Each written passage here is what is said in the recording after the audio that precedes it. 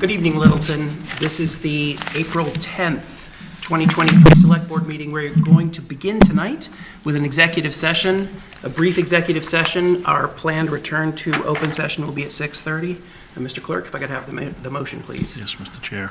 Move that the Select Board vote to enter into executive session pursuant to Mass General Law, Chapter 30A, Section 21A2, to conduct strategy and preparation for negotiations with non-union personnel or to conduct collective bargaining sessions or contract negotiations with non-union personnel. Namely, Fire Chief, Deputy Fire Chief, Finance Director. Purpose 7, to comply with any general or special law, specifically General Law, Chapter 214, Section 1B, Right to Privacy, General Law, Chapter 41, Section 111F. Second. Motion made by Chuck, seconded by Cindy. We'll roll call vote. Mr. Rombacher? Aye. Mr. DeCoste? Aye. Mr. Wilson? Aye. Ms. Napoli? Aye. And the chair's in favor. Motion carries 5-0. We will return at 6:30. Yeah, return to open session. Right. Good. Good evening, Littleton. Welcome to the April 10th, 2023 Select Board meeting. We'll begin as we usually do with the Pledge of Allegiance. Well, All right. it's in the closet, I bet. in the closet. Okay.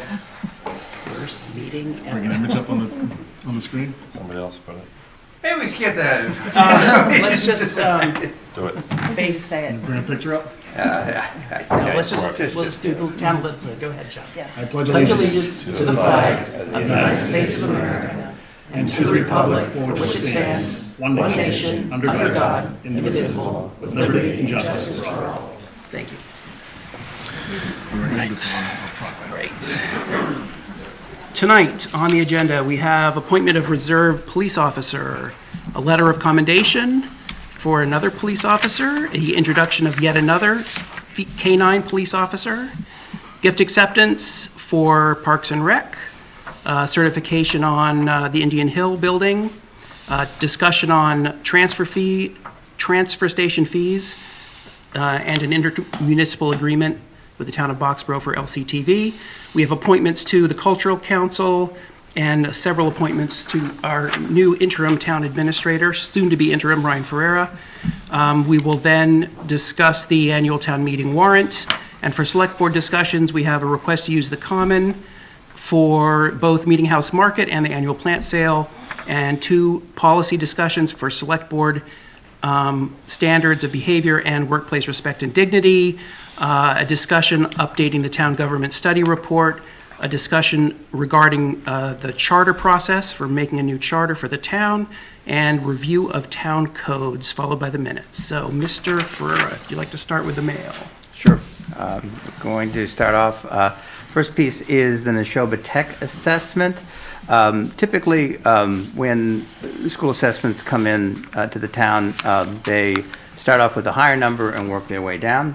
This is a bit unusual because the number that you'll see in the town budget is about $1,444 less than this number. So we are planning on talking with our treasurer collector and CFO regarding how we'll handle this. We'll probably keep the number in the warrant as currently drawn, but probably do a transfer at the end of the year to make up for what we anticipate will be a slight shortfall with this. So again, not typically how we do things, but I wanted to flag that for the select board for you tonight.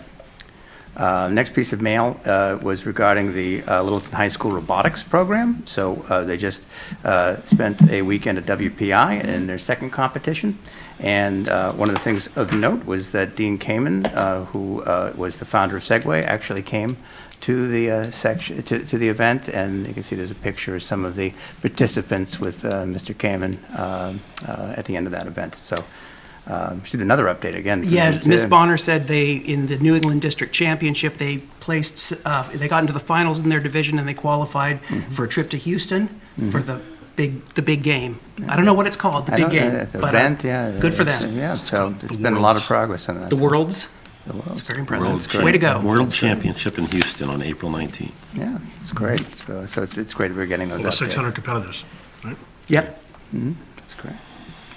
Next item is to remind everybody to please subscribe for those who are watching and in the audience regarding updates from the town website. So this is, you sign up for those updates and they'll be pushed out to you with any of our, under the sort of news and notices section of our website. So something we're continuing to try to push people to get more information about what's going on in town. We're regularly putting up updates that come in from staff and from residents that, that are, again, could be of interest to folks. So a lot of great information there. Reminder regarding current openings on town boards. Currently, one vacancy on the Cultural Council, which I believe we're filling this evening. One vacancy on the Master Plan Implementation Committee. One vacancy on the Permanent Municipal Building Committee, PMBC. One vacancy on the Sustainability Committee, and one vacancy on the Economic Development Committee. So we'll talk a little bit more about that later in the meeting. So last item, just to inform the board that Patty Moore, our town accountant and finance director, has given her notice. So we've put Patty's resignation letter in the mail packet. So I think board members have had an opportunity to read this and discuss this, so I don't know if any members want to address it at this point or talk about this later in your meeting. I know I'm going to touch on it at least a little bit later in the meeting. Okay. Yeah, I do the same. I think we do have a part of the meeting where we can discuss that towards the end. Okay. Just let you know, Mark and I did meet with Patty just to discuss some things. So I think that's important part of the discussion. We'll bring a little bit of that up, but a little bit later. So Okay, very good. And that concludes the mail. Thank you so much. All right, we'll go on to department and board updates. Chief Bernard, you're up. First three items. Thank you very much. I'm here with three very different characteristics of the Littleton Police Department. First and foremost, I'd like to thank you very much for letting me here tonight and taking the time out of the agenda. I know it is pretty packed. Our first item is the appointment of a reserve police officer, Brian Keefe. Brian comes from us from Lowell PD. He was a 29-year veteran at Lowell Police Department, has since retired, has probably been retired for maybe a month. A month is now. Very meritorious career at Lowell PD, and would like to stay on as a traffic control officer, a reserve officer with us to help us out with our detail influx. It's going to be happening soon. So Brian is a resident of Westford, has been there for about 13 years, and again, he's going to be a great asset to us on a part-time basis. Brian? Good evening. How you doing? Good. Right.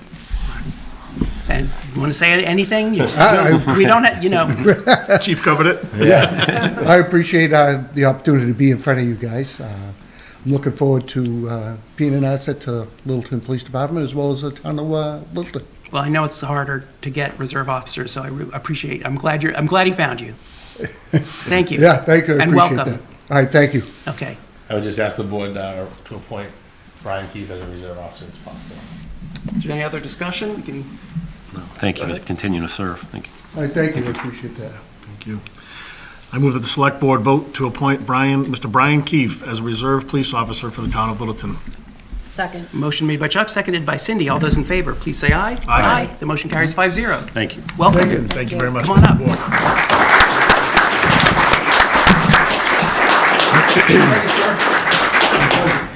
Thank you.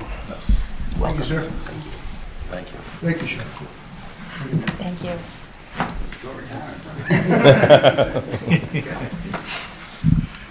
The second item on my police department agenda tonight, I guess you would say, is very big kudos, and I thank you very much for taking the time to do this tonight.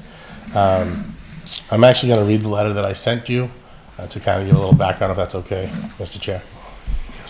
Honorable Select Board, on Wednesday, March 29th, 2023, Patrolman Jared Richard was patrolling on Great Road in the area of Beaverbrook Bridge when the vehicle in front of him crossed over the center line several times.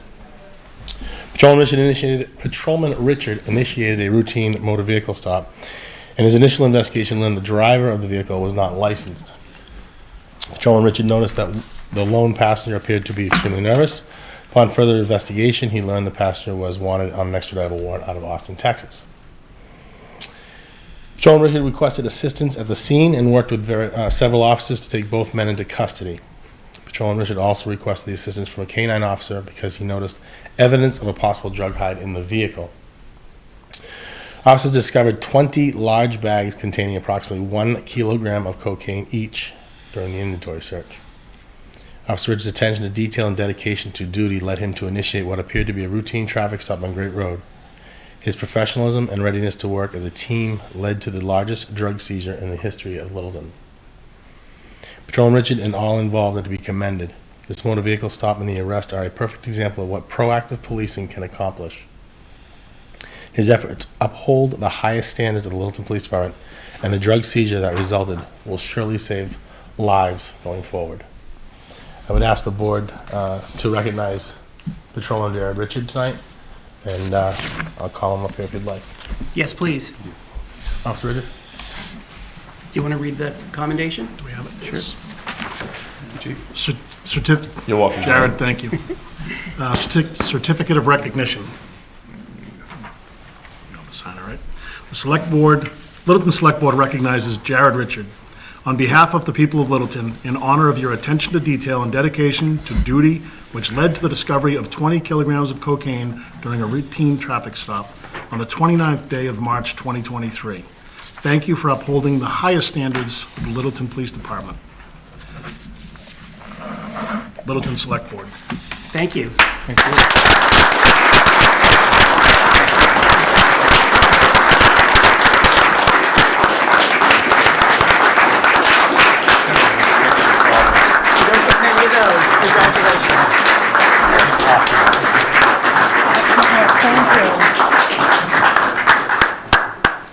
We have a couple more signatures, but we'll get your certificate to you shortly. Okay. Thank you very much. Thank you. Thank you all. All right. And last but not least, to steal the show away tonight, if I could introduce to you our new comfort dog that comes to us from Detective Wazinski, Rhett. So this is kind of different within itself for us here in Littleton. Officer Wazinski, Detective Wazinski came to us and said she had an idea. She has her own dog. She'd like to get it trained for a comfort dog. I was all about it, and we tried figuring out how we were going to do it.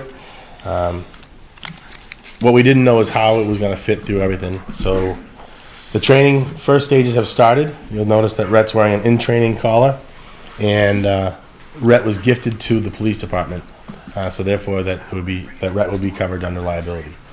So Rhett is gifted to the police department, but there is a side note that Rhett will be cared for his entire life by Detective Wazinski.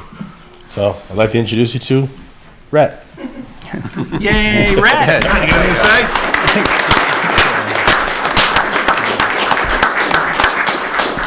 Thank you very much. Thank you very much. I look forward to Rhett, and can he stay right next to me for the whole night? Be careful what you ask for.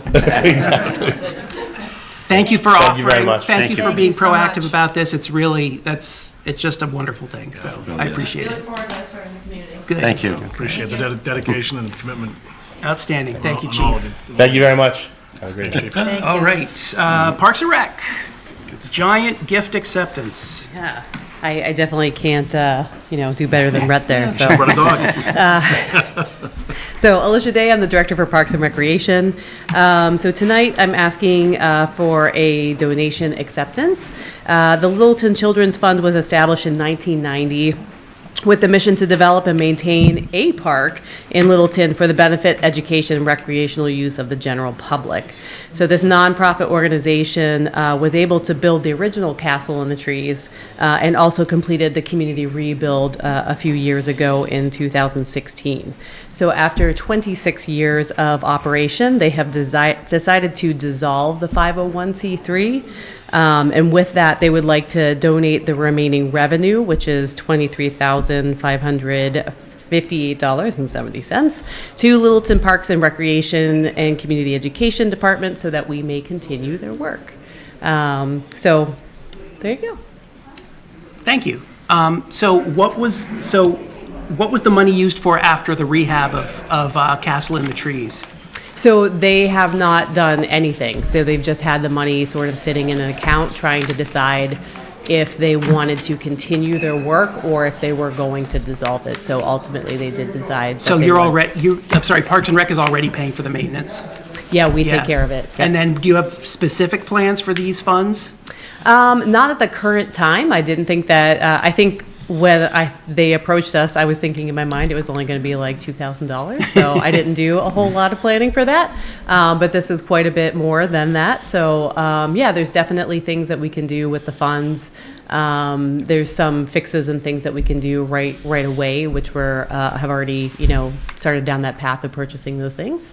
But yeah, we Okay. can take some time and think about it. But it'll definitely go towards playgrounds. Great, thank you. Yeah. Any questions? We like taking money. That's a big donation. Okay. Yeah, it's excellent. Yep. All right, I move the select board vote pursuant to Mass General Law, Chapter 44, Section 53A, and per its policy on solicitation and acceptance of monetary and non-monetary gifts for public purpose, to accept a donation of $23,558.70 from the Littleton Children's Fund. Motion made by Chuck, seconded by Mark. All those in favor, please say aye. Aye. Aye. The motion carries 5-0. Thank you so much. Alicia, you. could Appreciate it. I add through the Yeah. Did you say that, so that it's dissolved now, the children's fund is actually dissolved? Okay, That's thank you. correct, yeah. Thank you. But Thank there is you. someone that we can either, you guys can either write a thank you note, or we could certainly, is there like Yeah, I someone that can we can address it to? coordinate. Sure. Yeah, If we you can could, that'd be great, coordinate because for this is significant. Thank you. Yeah. Okay. Thank you. We're grateful Thank you. to have folks like this. All right. Treasurer collector. I think I Is can, this I think Mr. I can take this Okay, one. good. So as we know, town meeting had voted to purchase 3236 King Street, otherwise known as the Indian Hill Music Center, at the May 15th special town meeting. So our plan is to come forward at the annual town meeting with an additional funding request to do the rehabilitation of that building. So we know that's coming, but part of what our bonding agencies that we work with want to ensure that that the funds that we're borrowing for are being used for municipal purpose, such that we're not renting it out to somebody else or anything like that. That it is that basically that whatever you're bonding for has a public purpose, such that it is then classified as a public bond. So that is the request that's being made, and for the board to affirm that in a separate vote that we can then pass along to them tonight. Thank you. So. Any comments? Yes. Does that preclude us from any secondary or subsequent leasing? Because like at the high school, we were under a bond for that, and we lease out the auditorium to dance schools and to Indian Hill. So I think it's like a It's like a primary, primary so it's like a primary purpose, so that if you were to then, say, take that space and then, have. Lease it to a Montessori school or something like that. Right, where it's right, there. exactly, that kind of thing, right. So, with that, what you're talking about, Chuck, are things that are already part of that public Correct. purpose and that are complementary to those uses. So I think that's really the spirit that this is intended. Any other Make comments? sure we don't preclude I ourselves think from if you read the motion, and it says otherwise exclusively committed to a third party, so Yeah. exclusively, Okay. yeah. so Go ahead, Mr. Move that Select Board vote to certify that as of April 10th, 2023, it is the intention of the Select Board that the property located at 32 to 36 King Street in Littleton will be used to house certain town offices, and that the town does not currently anticipate that the property to be acquired with the $3.5 million land acquisition bonds or any portion thereof will be leased, rented, managed, or otherwise exclusively committed to a third party or sold for so long as any bonds or notes are outstanding. Second. Motion made by Chuck, seconded by Cindy. All those in favor, please say aye. Aye. Aye. Motion carries 5-0. Thank you. Public Works. Oh, no. That's, Well, on Mr. Yonley, I think you're next on the agenda. So close. Sorry, Mark. You snooze, you lose. Here you go. Good evening. Thank you, members of the board. Stephen Youngley, Public Works Director.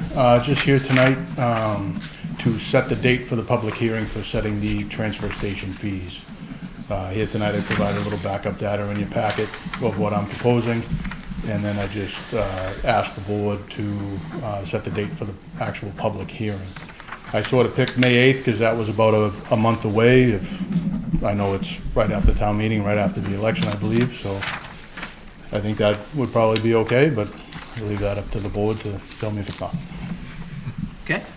Comments from the board, anybody? Just looking at the numbers, so there's no increase, No, just the one item, right? So just I want to be clear so that the public knows sticker prices are remaining the same and bag prices are remaining the same. Thank you. Did you consider increasing the bag prices to help offset the shortfall? Or are you like, it's So okay? just looking at what was presented last year, right before I came on board, and then going through the end of that process, and then just kind of following along this year with the tonnage and where we're kind of tracking on sticker sales, bag sales, it's all kind of Okay, running pretty good. So the deficit that was projected last year, and especially when the senior sticker was dropped to $50 from the $70, you know, it added an extra 18,000 or roughly into the projected deficit, but we're tracking pretty good. okay, It seems like, okay. Thank you. sure. All right. Good news. Do you have to read this whole thing? Is there a big motion or? Oh, okay. fair enough. Sorry, I saw it. Move the select board vote pursuant to Town Code, Chapter 181, to schedule a public hearing for Monday, May 8th, 2023 at 7 PM on the fee structure and regulations for use of the Town of Littleton Transfer Station effective July 1st, 2023, and further, to invite input from the general public, the Board of Health, and Highway Department. Second. Motion made by Chuck, seconded by Mark. All those in favor, please say aye. All right. Aye. Motion carries 5-0. Thank you. Thanks, Steve. Okay, Mark, you're up.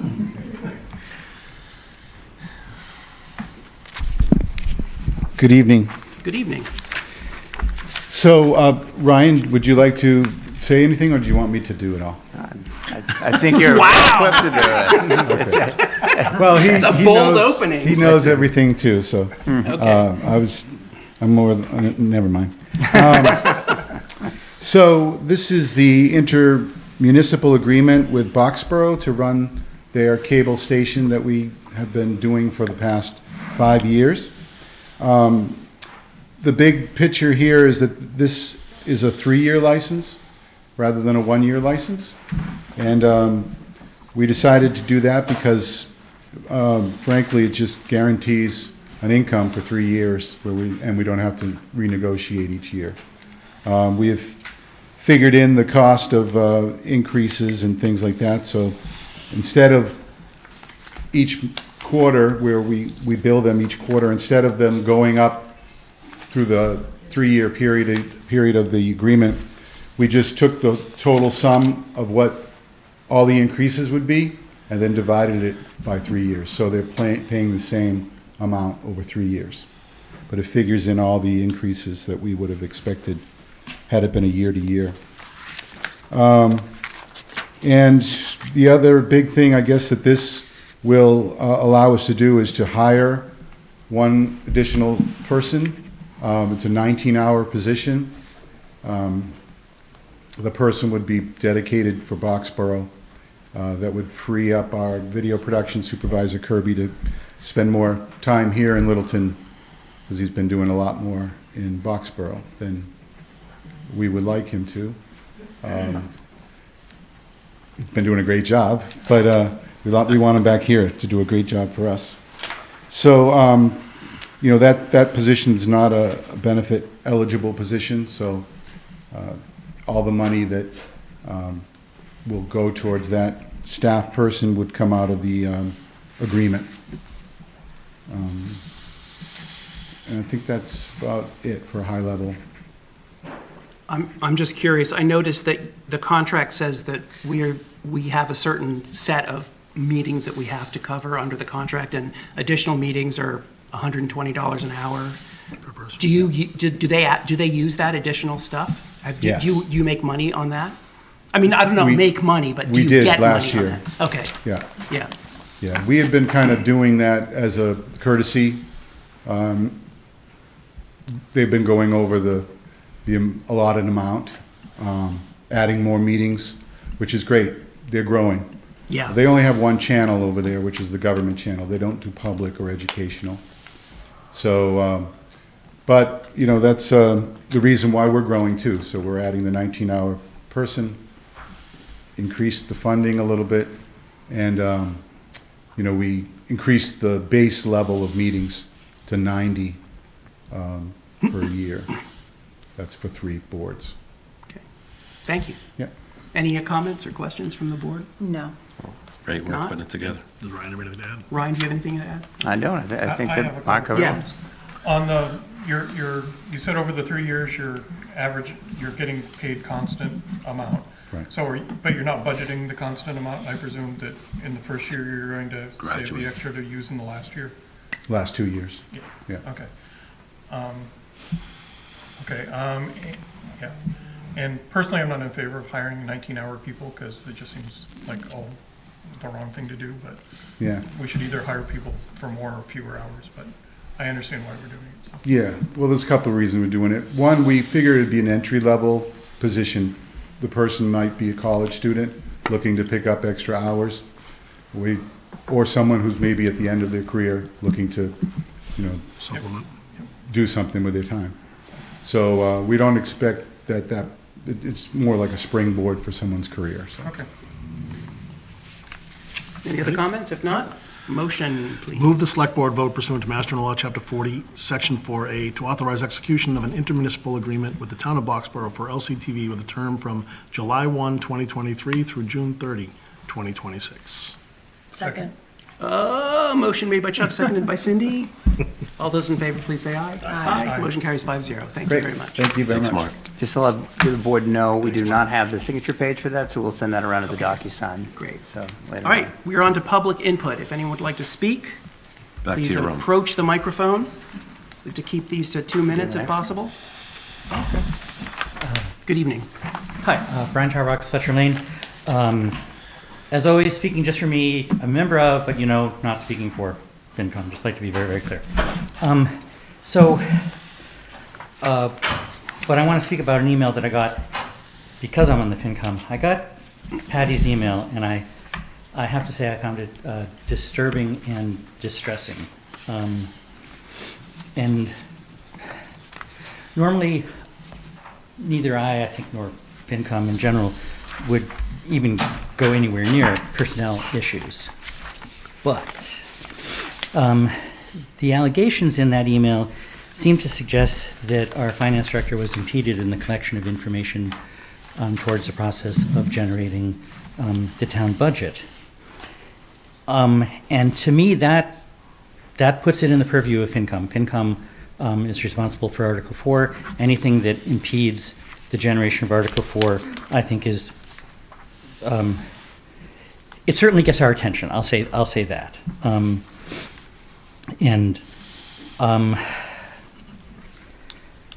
I don't know what that means because all we can do is Article 4. But I just wanted to tell you that we're paying attention. And I see that later in the night, y'all are going to vote on or talk about a code of conduct. I have to say I was shocked to find that y'all don't currently, I think, have a code of conduct. I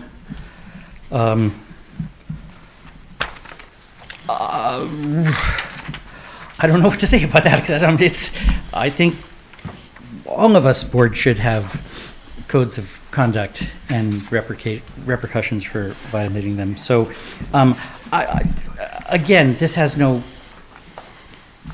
import, but other than to say, FinCom takes this very well. I take this very seriously, and next time FinCom meets, I'm sure it's going to be on our agenda. So, I think that's all I can say. Just to address, I think one thing, thanks for the input, but I also think your comment about impeding the budget process to me is also significant. So perhaps your chair can contact me and we could have a joint meeting to discuss what our options are if this kind of situation occurs again. I would count on it. Thank you. Thank you. Anyone else? Mr. Sanders? Actually, Oh, go ahead, yeah. Yeah, so we don't usually make it a habit to reply, but although there's no specified code of conduct, we all subscribe and have to attend and keep up certification with the state ethics board, and we have to take the training, and I think we all, when we swear in, we take an oath. That kind of is our code of conduct, and as we're expected to present ourselves in a certain way and represent the town in that way. Madam Clerk might have something now. If I may. Yes. The select board does have a code of conduct. Thank you. We just can't point to it. It's in the policies. It is on the website. Thank you. Mr. Sanders?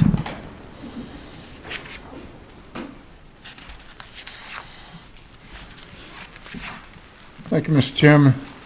Ladies and gentlemen, I have great concern about the town of Littleton.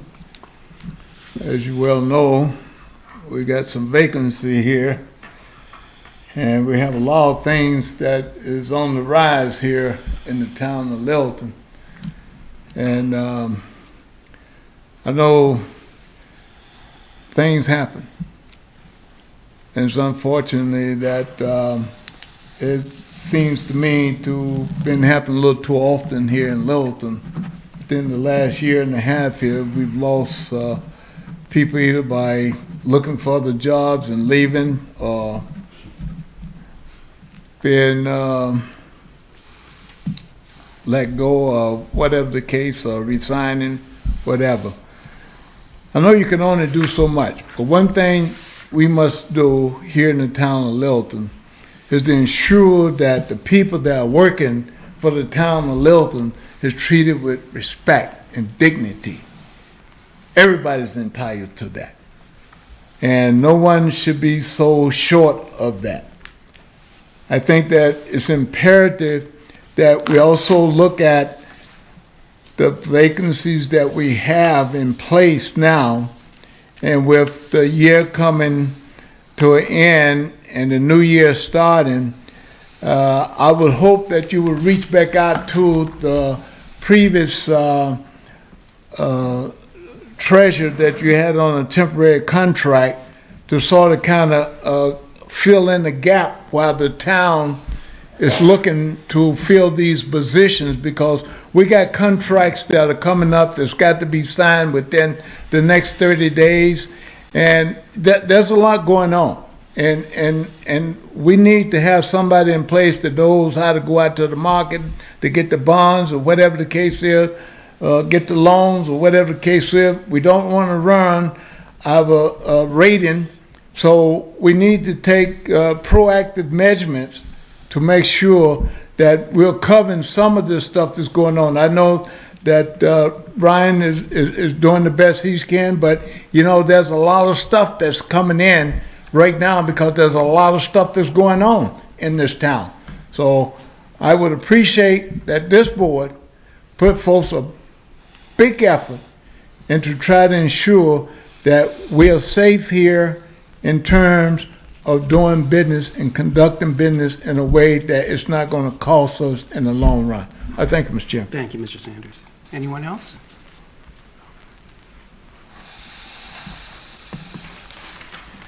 Good evening, Jenna Brownson, Harvard Road. This is through the chair and to Mark and Chuck and Gary and Cindy.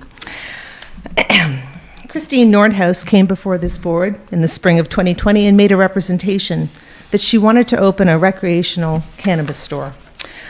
I suspect this board believed her representation. The deal was the town gives her a super lucrative license, and Littleton gets 3% excise tax on everything she sells. She's had permission from the state to build out her shop since August of 2020, but if you drive by 160 Air Road, nothing is happening there. And now close to 3 years have gone by and Littleton Apothecary is not open. Back in August, I wrote this board with my concern about the non-operation of Littleton Apothecary, and since then, HCA update has twice been put on the agenda. The first time was on November 1st of last year. That update happened right before town meeting in the teacher's lunchroom where there are no cameras or audio recording. I'd suggest reading the minutes, but there are none. I happened to be there. The HCA update was town council relaying the fact that there had been some changes in the law and advised this board to renegotiate their cannabis-related HCAs to comport with the change in the law. On November 1st, there was no update about why Littleton Apothecary remains non-operational. In February, I made a request from this podium that the board find out what the holdup's all about. And I was told it would be looked into and to come back in 2 weeks. I came back in 2 weeks, there was no update. But then it was. There it was on the agenda, HCA update, March 13th. However, due to a lack of quorum and heavy snow, the update was bumped to the next meeting, 2 weeks later, which was 2 weeks ago. And on March 27th, what the public heard during that HCA update was the four of you being walked through the renegotiated HCA contracts by Littleton's town council. Basically, it was a housekeeping matter, which seemed to indicate that Christine Nordhaus and this board did, in fact, renegotiate Littleton Apothecary's dormant 3-year-old HCA. During those negotiations, did anyone think to ask, hey, you gonna open the pot shop? I'm sure it's uncomfortable, with Matthew being the chair of this board, for the four of you to figure out why such a lucrative license would go unused for years. But our interest as a town to secure a revenue stream through that license should overshadow any social awkwardness that you might feel. Just call her up and get her down here so she can explain herself. Littleton taxpayers deserve a real update. And I will see you in 2 weeks. Anyone else? If not, we'll go to member updates. Ms. Napoli, you want to start? Oh, certainly. Thank you, Mr. Chair. The only thing I have to share is just a community event. The Friends of Littleton Veterans are holding a trivia night on April 29th at the VFW post. It's a really fun event. If anybody's interested in attending, please just email friendsofveterans01460@gmail.com. The Friends of Littleton Veterans are also collecting donations for Littleton resident Mark Hooney, who is currently stationed, he's deployed in the Persian Gulf. So residents who are attending trivia night are encouraged to bring a donation to his troop at the event, or you can feel free to drop off a donation at VFW Post 6556 at 21 Taylor Street any day of the week. They're open from 4 o'clock on Tuesday through Sunday. Thank you. Thanks. Mr. Wilson? Yeah, I guess a couple things, not really in response to the last public comment, but I just wanted to reiterate, and I'm going to read the statement that I copied, is Littleton Apothecary is in full compliance with their state license. This is what we discussed in the last meeting. Their HCA and their special permit. The town has no authority to compel Littleton Apothecary to do anything outside the terms of those documents. They received our draft of the HCA amendment and are working currently together with our town council is currently working. This is a town council statement basically from last 2 weeks. So I think any discussion outside of that, requesting that the business come in here, certainly we can do that. And I can't speak for beyond 9 months that I've been on the board, or 10 months, 11 now, I don't know. But I think that It feels like a decade. that is it does feel like a lot longer. That does kind of lock us into what an HCA is and what we can do as a board in holding someone accountable. All we can do is hold businesses of these HCAs accountable to what is written in that HCA. And that is pretty clear, and I thought it was well defined. So I just wanted to bring that up as part of my public comments, because I had been outspoken a little bit more about it in the past several months as, okay, what's going on? And now I thought a lot of those questions got answered in our last meeting. I'd like to thank Secretary Chen for coming out. I think all of us were there with. Yeah, you're all there. Yeah. Yeah, so it was a good meeting with Liz and her team, just kind of talking about the overall, some ideas. We had a brief time with her, but I think she's got a program. She did meet with the Friends of LCO. She did interview with Barbara McRae. She did interview, Yes. so there's Yeah, it's something on out there. It's on LCTV. Yeah.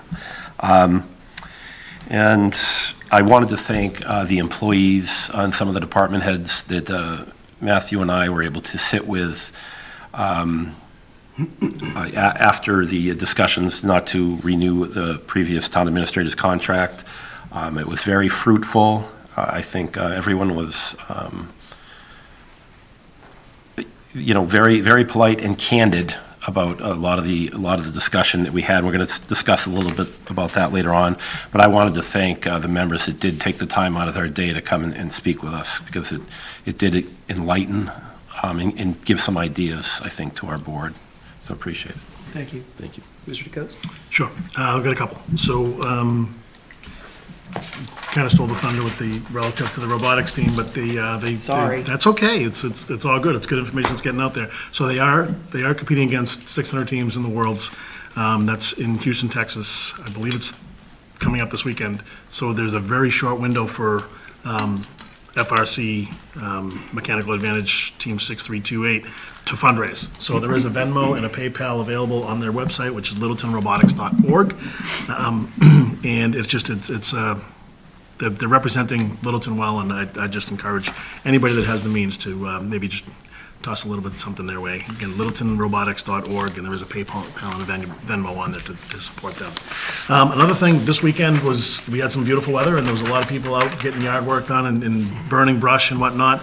But I think we need to, you also, if you watch the news, you saw a fair number of 80-acre fires in, I think, Gloucester or Marblehead, or there was a number of brush fires around the Commonwealth. So I would just ask that for those that are burning brush, do it legally, go to the fire station at 20 Foster Street and get a permit. And burning season only goes through May 1st, so April 30th, I think, is the last day, so January 15th through May 1st. So just please abide by the restrictions that the fire department put on, and they will have days, if it's too windy or too dry, that we cannot burn. So please just be aware of that so that we can avoid any kind of being on the news.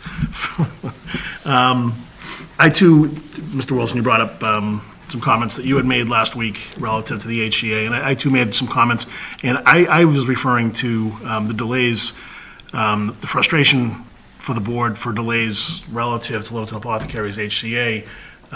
Frankly, my comments were more focused on the town administrator's office and not getting on the agenda, because a number of times we had different members of the board had asked for updates, and I'm not shining any lights on you. You had plenty of that earlier tonight, Chuck. I don't know. But I just wanted to make sure that I made clear that in my statements, it was construed by the owner of Littleton Apothecary, and some others have reached out to me and said they thought that I was calling out the owner, and I just wanted to make it clear that my comments, although if they were construed that way, I apologize, and they were in fact just stating the frustration where we weren't able to get anything before us to be even able to invite the owner to state where things are at. That's all I got. Thanks, Mr. Rombacher. Well, since Chuck didn't mention it, I'll mention that Chicago was a great success. Thanks to Major his fail. son for his Major directing failure. and acting in the play. I thought it was very well attended and very well done. So kudos to all the high schoolers for doing that. I also wanted to thank everyone that showed up to mini golf, which was the same weekend. The Friends of the Library raised almost $14,000 in that event. Thanks to Dirigible for being here, and Littletown Coffee, who both had a great time here and said they found a whole different segment of the Littleton population than they normally see. So they were very happy. I want to let the board know that Amy Green is working on, she has a quote for an appraisal for the Webster property. Littleton Conservation Trust is paying for that work, and it's proceeding with the goal of applying for a land grant and getting a potential article in front of town meeting in the fall on whether or not we should purchase the property. So that is moving forward. Ryan forwarded me a company called Amoresco, who does sustainability and energy conservation work. I talked briefly with them on Friday. It sounds like they work with facilities managers and departments to figure out how to best manage their utility needs, what conservation grants or funding is available. So they will do like a free energy assessment for you. So I need to follow up with whatever they are going to offer. And I'll bring that back to the board when I know a little bit more. The last thing I wanted to talk about is, I've talked before about restarting the Common Revitalization Committee. We just, people have, after our last town meeting and going forward, people are kind of questioning the development in the center of town, 550 and 410, and saying how much this is going to cost the town. We're going to have all this influx of school kids, and my taxes are going to go up because of this development. The Poli Company actually put together something that has been sent around to the board saying, what they expect the revenue would be. And I'm going to work with FinCom or any volunteers that I can find to kind of vet those numbers and come back and say, what the numbers that they're presenting are real, and get more information out there so the public better understands that the development isn't costing us money, it's actually helping, and understands that better, so. Thanks. That's all I have. Mr. Wilson mentioned meetings. We had two all-employee meetings on the 28th, and I also thought they were very, very productive. I've had several other meetings with department heads and other people who wanted to talk to me on it, including residents.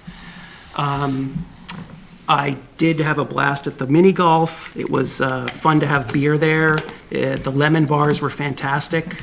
I hit the dessert bar pretty hard, but I really thought it was amazing seeing this place completely chock full of people. I loved it. A couple other things I'm working on with the Housing Authority. So the Housing Authority got money to replace their septic system at Pine Tree Park, which is enormous and ancient and failing. So I've been talking to the sewer commissioners about whether or not that money can be spent on connecting to the sewer, because they have a capacity that's a little bit larger than the town. So it's a pretty significant amount of, it would be a pretty significant amount of capacity that we could use. And so they're working with the engineers at DHCD on that. And then today I met with Jim Arciero and Jamie Eldridge at the Housing Authority, because there's been a lot of frustration. We have vacant units that sit vacant for months, and Littleton residents don't get put on the list because of this statewide system that we have to use to pick the tenants. It's very frustrating. Jim said that's his number one complaint across the state, and he's going to start a study to try to get the people who run the system to update it so that we can give some priority to Littleton residents who want affordable senior housing. And that's it for me. So we're on to appointments. If I could, just a couple of updates for the board. On Thursday, myself and Matt Wason from the Board of Health had attended a meeting for the Neshoba Associated Boards of Health, requesting that the board keep Littleton on as a member community. And just to let you know that they did vote in the affirmative, but what I thought would be probably a 10-minute conversation went out to about an hour and 15 minutes. So it was not a foregone conclusion that they would take us back. There's some hurt feelings on the Neshoba Associated Boards of Health as it relates to us being, looking to get out over the long term. Our commitment, the expectation for that would be at least a minimum of 2 years. Fortunately, there was an affirmative vote to keep us in, but we did commit to maybe tweaking the article for town meeting that in terms of what that would look like, not doing anything materially different, but at least providing the Neshoba Boards of Associated Health a little bit more security in their situation, because they have to hire people, they have to run their operations. So, so we think we're in an okay place at this point, but we're continuing to work with the Board of Health on trying to figure out a way forward. I know, I think Gary, the PAC is working on a job description for the Director of Public Health, and that's moving forward. So, making progress, but it's a little bit of fits and starts. So just to make the board aware of that the meeting took place, and that they are agreeing to keep us for another 2 years. The other thing to let you know about is tomorrow is the first meeting of the MSBA Shaker Lane School project. I think Chuck will be the select board representative at that on that committee, and so that we're just starting that off and kicking that process off. So I just want to make you aware of that. And I think that's tomorrow at 6. Yeah. Right. Yeah, thank you. So, okay, Great. Let's go on to appointments. Cultural Council, I believe, is next. So this would be the appointment of Melissa. Is Melissa here? So, okay, Melissa Longo had expressed interest. Actually, Ryan, before you go, I'm just going to swing back just on a couple of Mark's updates to the Demoresco and not necessarily common revitalization, but it sounds like they're related to sustainability and look at the grants and that kind of thing. I would just ask that if you're going down that path, talk to the school department, because we have Dave that. Yes. Yeah, so there's resources that we're using now, and if they're going to do some sort of an audit, I know that Light and Water does a fantastic job, and Connor Reardon is great at coming out and taking a look at things as well. So just use those resources as well. I fully plan to. Yeah, good. Assume that, but I figured we'd just get it out there. So, as we mentioned at the beginning of the meeting, we have a vacancy in the Cultural Council, and Melissa Longo has sent in an application per our standard procedure, telling a little bit about her interest. She has some great experience, and she is asking the board to be appointed for a 3-year term through June 30, 2026. Thank you. Any comments or discussion? If not, we can move on to a motion. Move that the Select Board vote to appoint Melissa Longo as a member of the Cultural Council for a term of 3 years expiring June 30, 2026. Second. Motion made by Chuck, seconded by Cindy. All those in favor, please say aye. Aye. The motion carries 5-0. Thank you. Great resume. We're going to skip the Economic Development Committee for tonight. Tatiana? Is Tatiana here? I just want to make sure we had put a call in. Okay, she is not here, so we had reached out to her before the meeting about this. All so we're right, gonna now we pass that have over. to give Ryan lots of responsibilities. Well, do we want to just make sure that if Melissa is watching, she needs to go to the town clerk's office, get sworn in? Thank you. Get sworn in. All right, Do so that next thing. one is appointing Ryan as interim town administrator, effective as of March 27th. We do have the contract in the packet, and I believe everyone has reviewed it. Does anyone have comments or questions about it? So it's at 4 months, correct? We're doing this in 4 months chunks? It's just structured in a way that if you were to appoint the TA at any point, then I would go back to. Yep, I saw that, but yeah, okay. But it's a So 4 month, and then we can extend it if we still. Right, it was an estimate as to how long that process would take. So, yeah, that seemed to be a reasonable figure. Okay. If there's no comments, I let's. have a question. Oh, yeah, sure. How did we reach the grade and step level that we decided in the contract? It is equivalent to Anthony's salary. Okay. Because the bylaw basically has something that says what we do for the. How many steps? The steps and things, and we just didn't follow that here, and I wasn't sure why. I think we got an Hi, answer Michelle. for that. Michelle Vibert, Human Resources Director. According to the employee handbook that Ryan would follow, we have to have a minimum of at least a 10% increase in a salary of when someone is working out of grade. Okay, but So the does answer, that preclude us from using the grade and step method? what precludes us is it's a contracted employee. Oh, That's I what see. would preclude Okay. us from falling into the bylaw employees. That doesn't it. preclude us. It's what allows us a way around it, right? I would say historically, we have never been bound by employees that are not under contract. The contract employees the contract speaks to how we negotiate, right? But That's how Ryan's we not under compensate. contract. But so it's a little messy, but the town administrator position, you have to look at that. The position falls under a contract, and with him being the interim, he would then follow under that. So he is able to get a contract, and the town administrator position does follow that grid. So we're following the grid, but we're not following the bylaw. Which piece are you referring to in the bylaws? That says basically when you're acting as a level up, it says how you're paid, right? Yeah, that's for acting though, so there's a big So- difference between acting. Acting would be, What he's doing now. right, what he's doing currently right now. He's just saying, hey, can you fill this position for a while? Well, somebody might be out sick or out, but when you make someone an interim, it falls under the contract rules, I believe. So maybe I'm And they have the same powers of the position. correct, where an acting wouldn't. So Is it something you want to negotiate? Is that where you're? I'm just wondering, more- I mean, we're going up grades and up steps. It seems odd. That's all. So past practice, you've done it for others in the town, so it's not something out of the ordinary or specific to Ryan, but it has been done for other positions. Okay.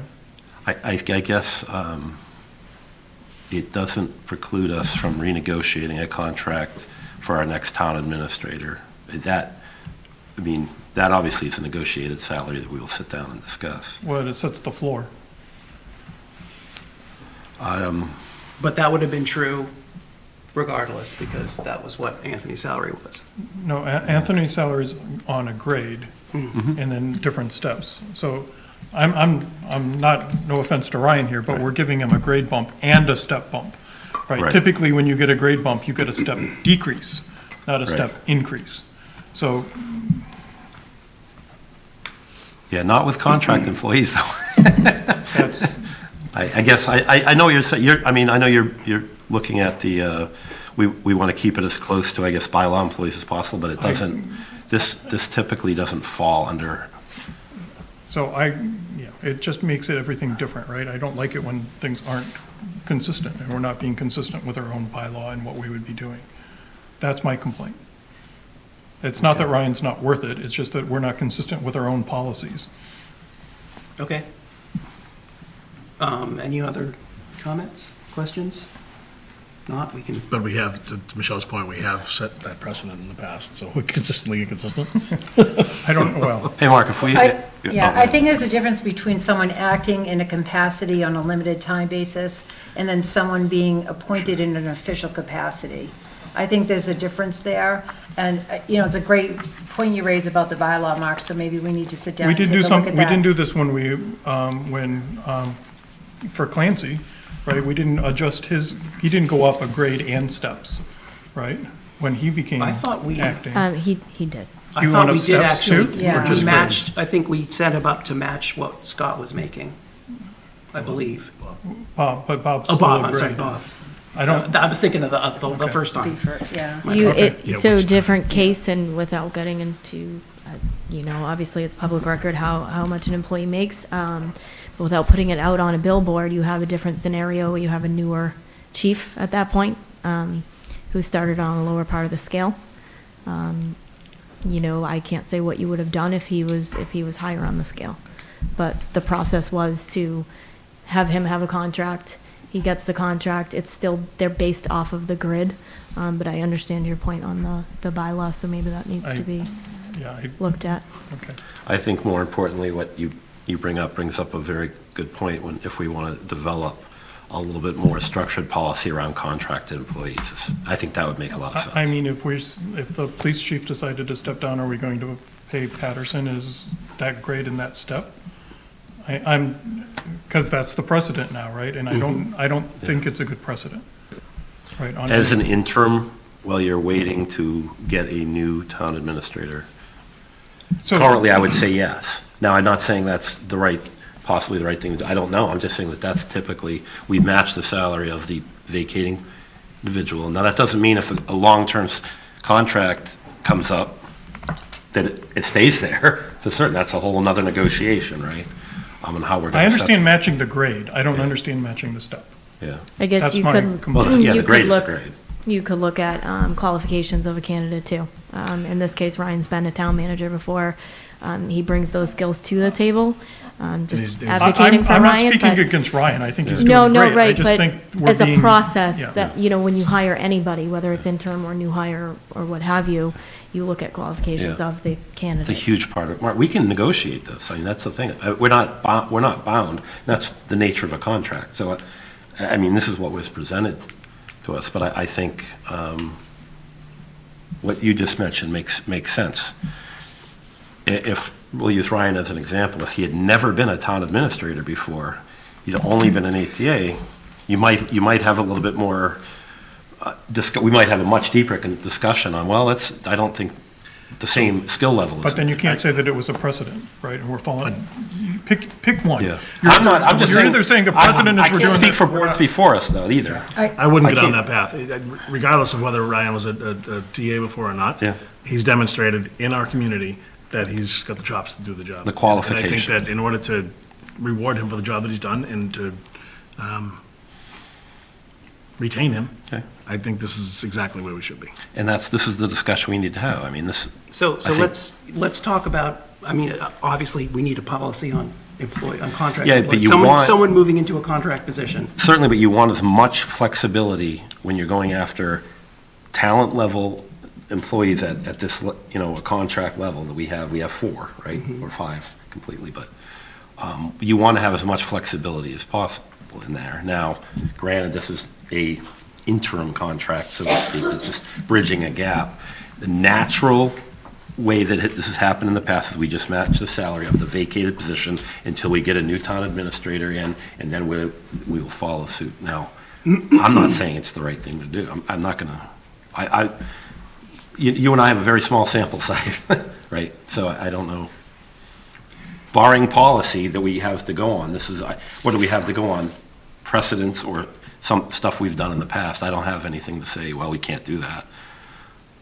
But, that's what the nature of the contract is. But we can negotiate it. I suggest we approve this contract. I suggest we discuss, I mean, this is going to come up again. If someone is Yeah, it appointed to a contract position, we probably need to specify, strictly speaking. I'm fine with approving this. Okay. Right? But I do think we need to have something much clearer on what our policy is for doing this.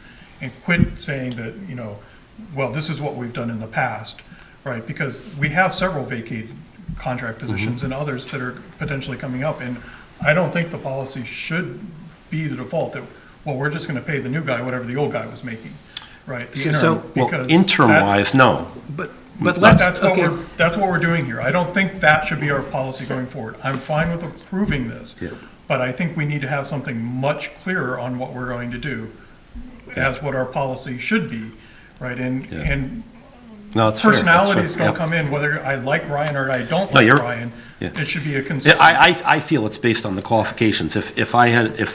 That's me personally.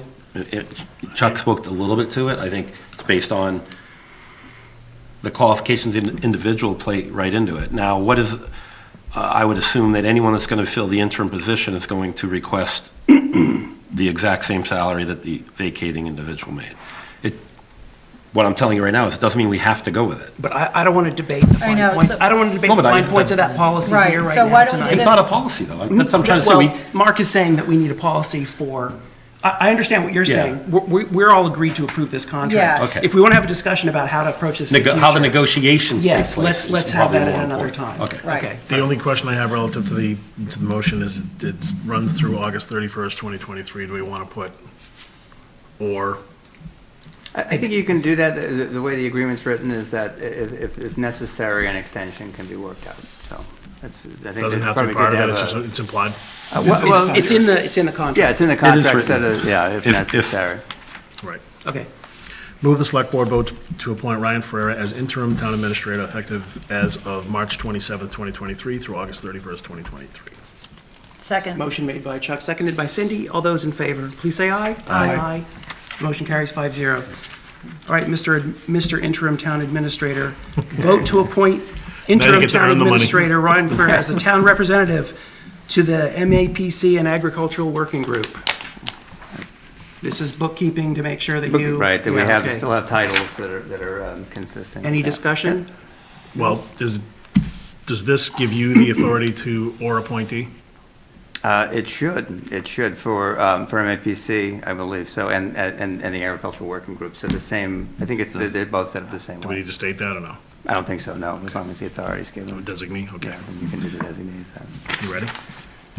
Move the select board vote in accordance with Master General Law, Chapter 40B, Section 24, to appoint Assistant Interim Town Administrator Ryan Ferreira as the town's representative to the Metropolitan Area Planning Council. Said appointment is for a 3-year term from this date, and move the select board vote to appoint Ryan Ferreira as a member of the Agricultural Working Group.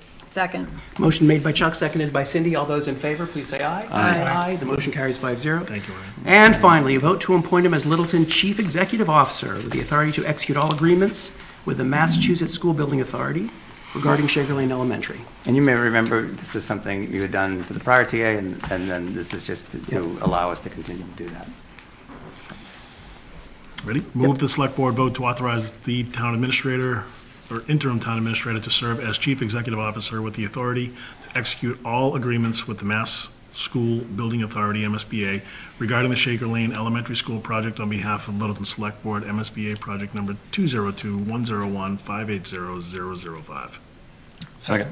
Motion made by Chuck, seconded by Gary. All those in favor, please say aye. Aye. Aye. The motion carries 5-0. Thank you. All right, I'd like to move select board discussions up. Just Yes? remind our interim town administrator that he has to go to the clerk's office and get sworn. Get sworn in. Yes, that's nice. Second floor. Can we, you know where that is? Can we start with, Meeting House Market? Yeah. Hello.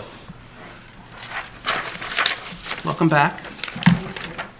Thank you for this opportunity. I'm Madhavi Oliver, Littleton resident since 2001. I live on Gristmill Road. I newly opened a retail store at 20 Meeting House Road. This is Kara. She represents Boston Women's Market. So we are together planning to host 2 events. I'm applying for permission for both events. One is a spring event. The other one is a fall event. The dates are mentioned here: Saturday, May 13th, Sunday, September 24th. So the purpose of the event is to support local small businesses, build town spirit, encourage local makers, have a festival feel in the common with some music maybe and food trucks. The theme of the event is Shop Small, Shop Local. And we are requesting the Board of Selectmen for partial use of the upper common and closing permission to close Meeting House Road for the duration of the event. And how did your first event go? How was So it? the first event was very well attended. Good. And I think enthusiastically received in Littleton based on some feedback you may have heard, I may have heard. And obviously, no issues from fire, DPW. No, I think Madhavi did a really nice job putting everything you. together, so, Yeah. yeah. Thank you. All right. Any other discussion? Okay. I That's just great. have Yeah. one on the motion. It says a maximum of 15 tents on the common. You're not talking 15 tents total. And I think in your plan you had like 35 tents, Yeah, potentially just 35 15 to 40. on town property. Yes. So 10 I to was just 15. making sure that the board was clear on what you're asking. Yeah, It's not. that's correct. Most of it is in the yard. Yep. And Yeah, you're okay. over- So when people go and say there's 30 tents there, that we can say, yes, but, Only 15 Only of them are on 15. common. Okay. Okay, good call. and I was at the event last time, and I thought it was very well received and Yeah. attended, so it was fun. I'm glad you're doing it. Thank you. And I kind of pick the dates on either side of third Thursdays, so I don't conflict with third Thursday. Great. Thank you.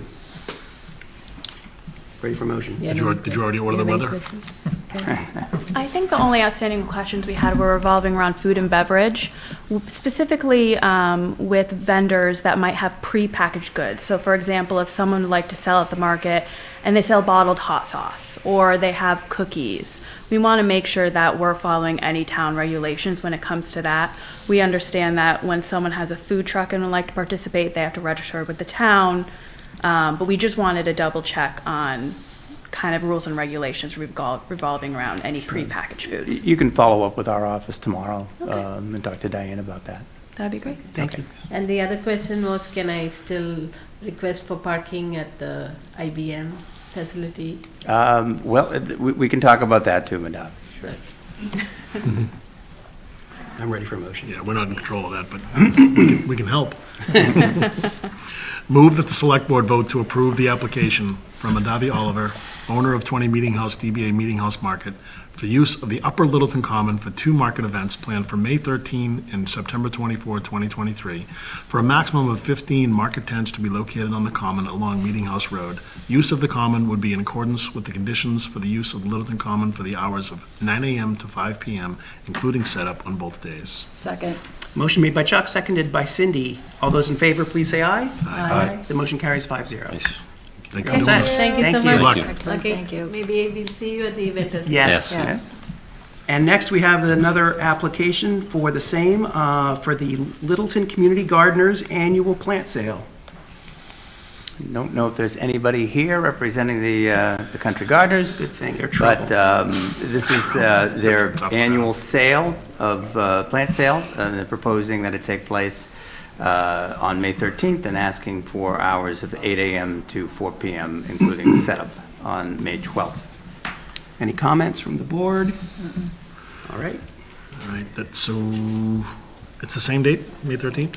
It's the other part of the Yeah, other the part of across from the common. sub shop. Correct. It's gonna be correct. hopping So down that That's going to be a busy day. It wasn't until you said it out loud that it connected for me. Move that the select board vote to approve the use of the Lower Littleton Common for the Littleton Country Gardeners Annual Plant Sale on May 13th, 2023, from 8 a.m. to 4 p.m., including setup on May 12th, 2023.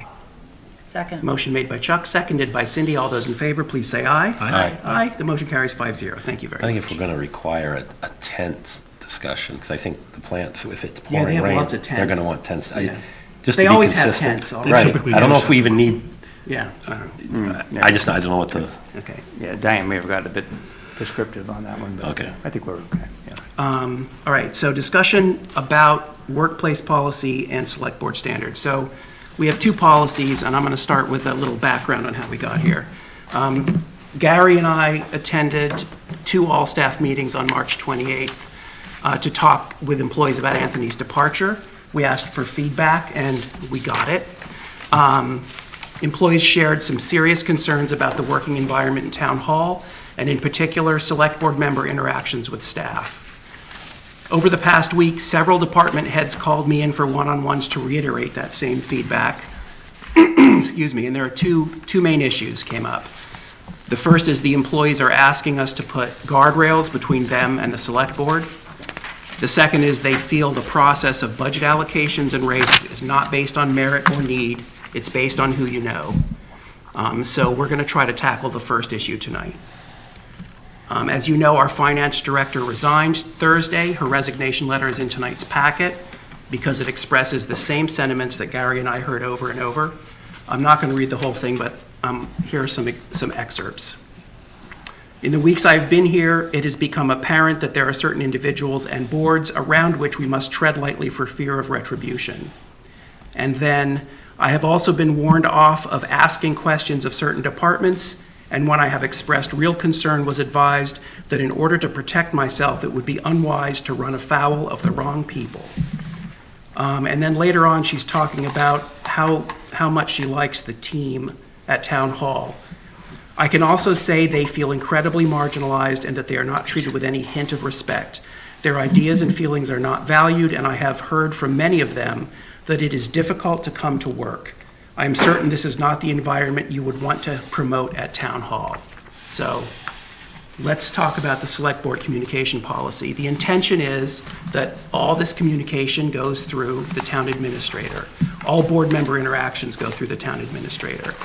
I think every member of this board needs to remember that any conversation we have with an employee carries weight and authority, and it's intimidating. And it's important to remember that our department heads aren't hired with the understanding that they report to the town administrator, not the select board. So you may think that your interactions are harmless and casual, but they aren't received that way. Cindy, you emailed me asking which department heads contacted me and what they said, so I'm going to respond to that now. Who I talked to is confidential, and although they all had different evidence and examples, they said basically the same thing. The specific things I heard repeatedly were intimidation, micromanagement, interference, overreach of authority, and retaliation. So I don't want to single anyone out, but there's a widely shared concern throughout Town Hall about specific board members and their interactions with employees. Maybe it's not that board member's intention, but there's a disconnect between how they see their actions and how they're perceived by the staff. And this is the type of thing that I want to address with this policy.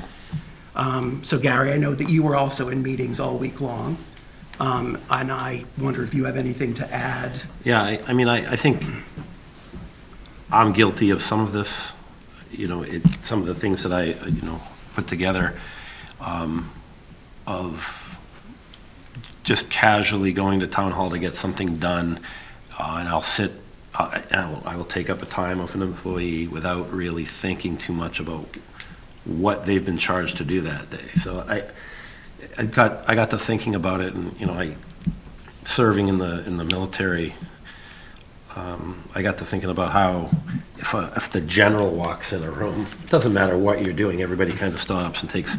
And I'm not comparing us to generals, but that executive. Well, we're CEOs, right? Right. So if the CEO walks into the room. So that got me thinking, how would I want it addressed if I was one of those employees? And Chain of command. Yes.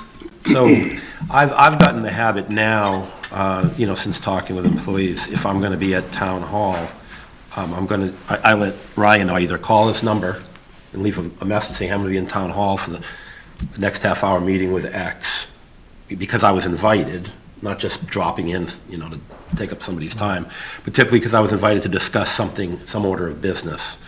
And that's just a courtesy. Because I could get, well, that's not a good time to do it. Here's why, or if something else came up, a priority might have changed. I think all of these things that we might not be thinking about are very important. The main thing is, when we look at the organization chart, I think this was put together recently. Alicia put that together. Yeah, so Alicia put this together. I know we had asked for an organizational chart. This is more of I think so finance minds could get their arms around who leads to what, who's responsible for budgetary-wise. And oddly enough, well, not oddly enough, the top of that chart, if it's a tiny little chart, the top of it is the voter.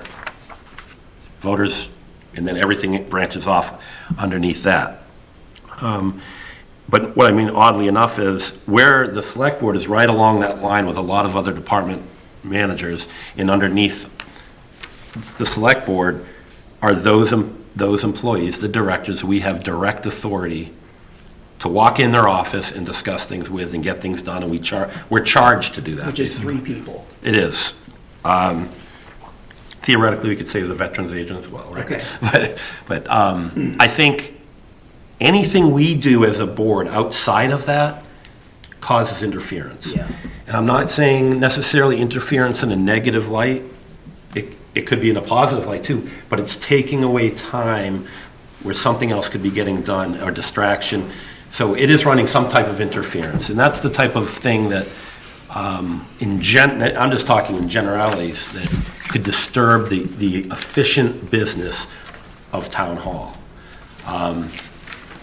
The other part to this, when I think some of the things I wrote down, and before I talk a little bit too much about this, I want to thank Mark. I know you sent, right before our meeting, some of the stuff that you found. Stowe, I think, had a stuff that spoke to this a little bit. And I know Diane had mentioned we have a code of conduct, but it doesn't really specifically talk about behaviors, oddly enough. Stowe gets into some really, and I actually looked at theirs and I said, boy, now mine looks like I wore a dunce cap when I wrote it. So when I looked at theirs, I said, I got to go back to the drawing board. They did a really good job. And I think the MMA, the one you provided, shows a lot of interesting ideas on how we can craft this. I think initially I just said, let's throw this forward to the members. I wrote down some things that I thought were important based on me managing people in my own life and being managed, and to understand what I would want, but also listening to the employees that we sat with and other department heads on what makes a business efficient. And through efficiency, you empower employees to make decisions. You empower the town administrator to be that key link to make all those critical decisions with employees to determine the priority list based on the select board's priority list that we've presented to the town administrator, and we've shared at the beginning of the year when we go through our goals. So everything kind of links to the goals, but through the town administrator. And these things that I wrote down are really behavioral driven. I think I wanted to write it down as soon as I left the meeting with a lot of the employees because it was fresh on my mind. Just speaking to the authority of the town administrator and how valuable it is to empower that position to work with employees and the directors beneath that position. And it works the other way as well. I don't like to necessarily say, we always say everyone has an open door policy. As a select board, we want people to come to us with issues and things like that. But I also understand that with that open door policy comes this, did you talk to the town administrator about it? Let's sit with him and let's resolve it. As opposed to, that's wrong, I'm gonna fix this, it creates a little bit of a friction that I think when this board is gone and we've moved on, that we have something that every year gets looked at in May when new board members come on, that they can just sign the agreement, or add to it. This can fluctuate. We can add to, take away from, if things don't make sense over time, and we can hold each other accountable as we sit here. Expectations. You signed this. You agreed to this, and you've been failing to agree, to follow it. As opposed to understanding that only voters can remove the select board. So that's the easy answer. Well, I'm elected, only they're the only people that can remove me. Right. That's not right. But so you're speaking to this, like, I think what Matthew put together is really interesting. Actually, Gary put that together. Yeah. Oh, this is what you put together. I made some comments, but I wanted to say to that, Gary, my point was that I don't think people are leaving town offices because we're distracting them. Thank you. I think that they're leaving because it's a hostile work environment and they're super unhappy with the way that they're being treated, and specifically by the board members. And what I want to what my point with this was to try to minimize that, or really, we should try to remove it. Yeah, before you even go, I just want to say that the select board, we're not responsible for a lot of some of the other issues going on with conflict between managers and employees. And disgruntled employees happen in every organization. I'm just saying, in order to make this business of town run efficiently, we have to clean up and take care of our own house at the top level. Absolutely. And then let everything else work itself. But I'm not comfortable, without our house being in order, of being able to ask everyone else to do their job and hold them accountable. Okay. That's where my mind was at when I started. I did. So I want to just follow up on what Matthew just said. So are you saying that town employees left recently because of actions of the select board? Because I wasn't aware of that. I think, some of them. And was that in their exit I think that was, or?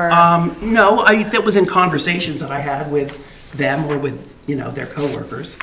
And it wasn't I don't think that any of them left for a single reason, but I think that that behavior absolutely contributed to a climate of, a certain feeling around town hall that made them feel marginalized.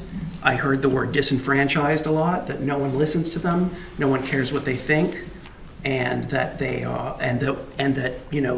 getting micromanaged and getting things pushed on them.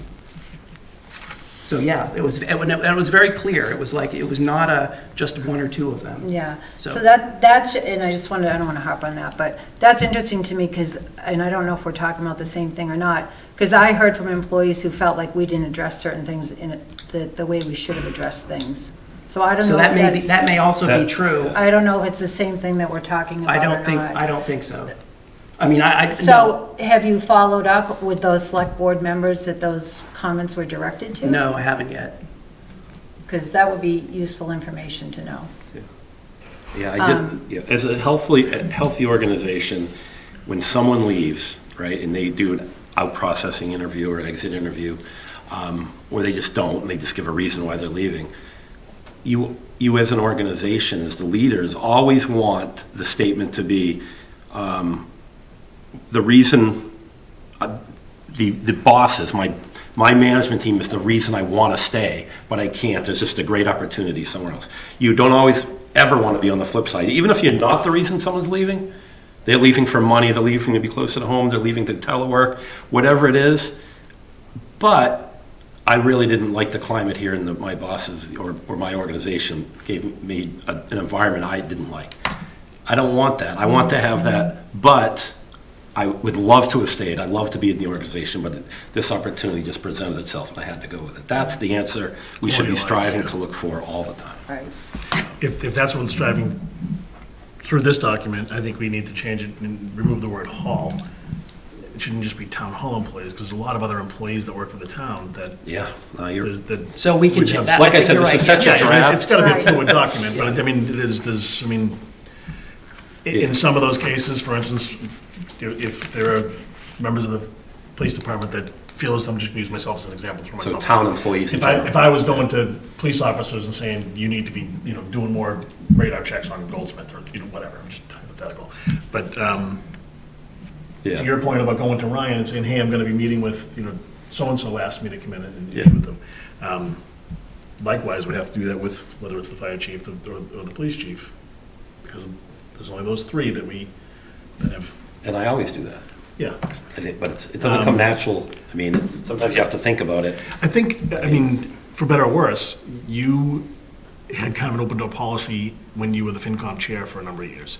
And so you kind of got in the habit of going in, and I think you just rolled forward with it. And to your point, you'd be in the town hall and you'd stop in a different office or what have you. So, But sometimes I just like to talk, but yeah. Some offices have candy. I think like exit interviews aren't a good way to gauge this. No, not because, necessarily. Especially if someone's going to continue to work in municipal, there's no way they're going to poison the well and like talk about, they're not going to be candid. Let's be honest, right?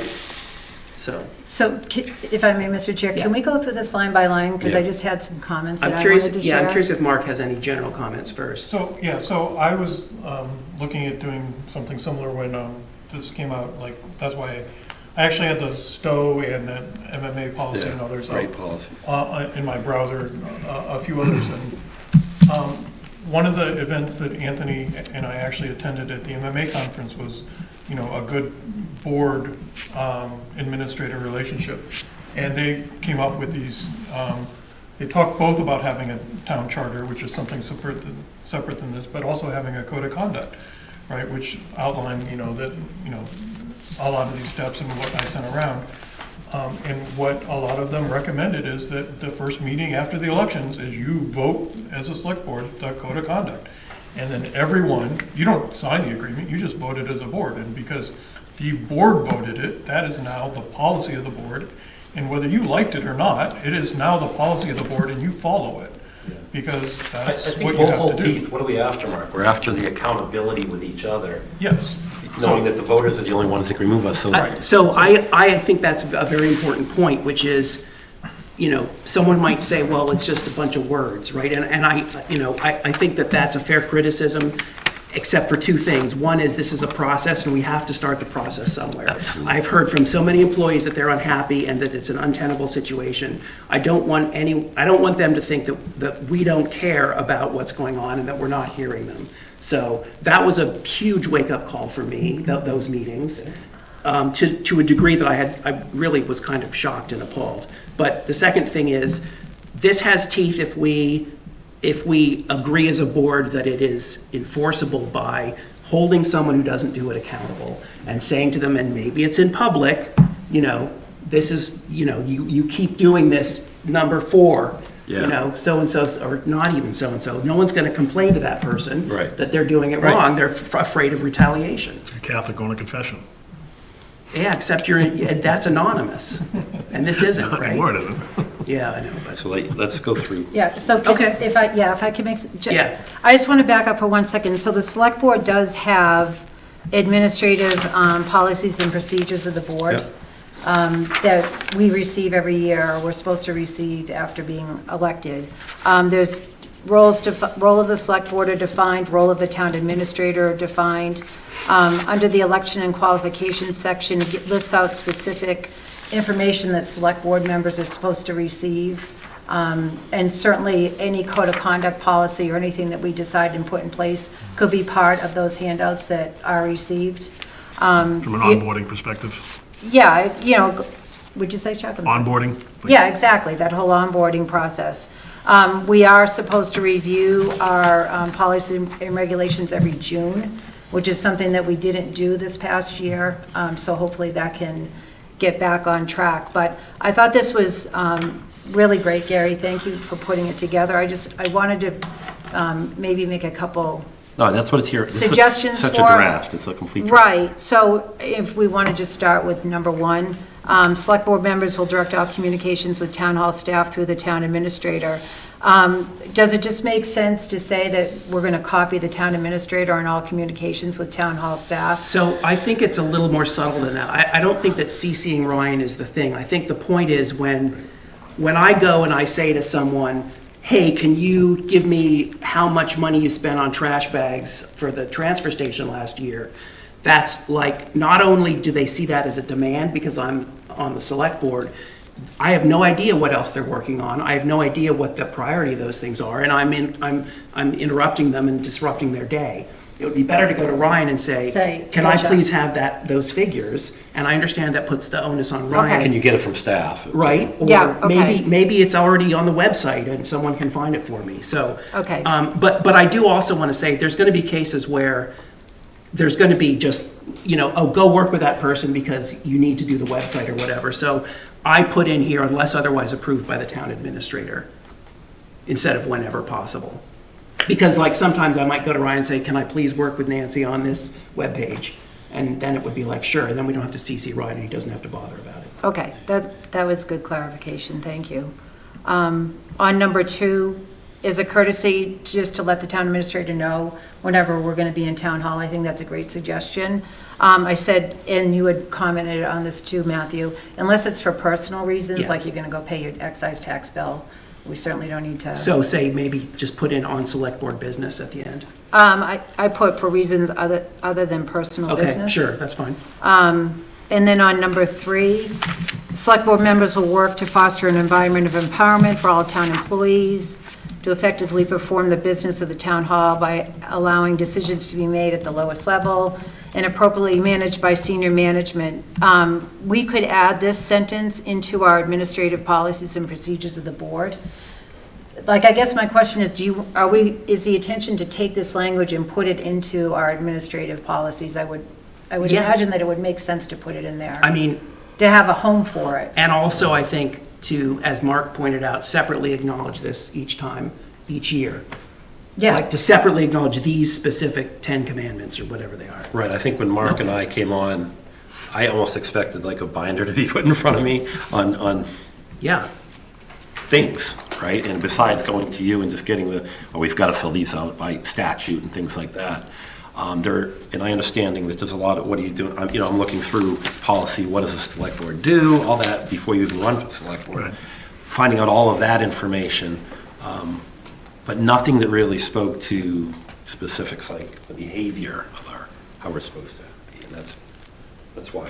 Okay. So I don't know if it belongs in policy or if it belongs in something that we can change every year as a new board comes on. Well, we to can. add. We want to be able to add to it, right? We can add to it. When we review it every June, we can add to it. We can. No, we're revise definitely going to it. have to make sure we follow up every June. I spoke to the ethics training a little while ago, and that there is that tone that like you can't use your authority, perceived or reality, in order to get stuff done. Yeah. So I mean, it's I don't want to lose sight of this is real. We're all accountable to, but at a state level. We are, but this is real. This is happening in our town, in our discussions with employees. So it's more personal than that to me than the state ethics. No, I'm okay with I'm okay with making it tighter and stronger and Right. better for our employees, 100%, and making us all accountable to make sure that it is a good workplace, a good environment. Right. So on number 4, I thought this was, oh, sorry, Mark. Before we move on, I'm not exactly sure, I'm not saying that I disagree with number 3, I just don't know how we do number 3. Right?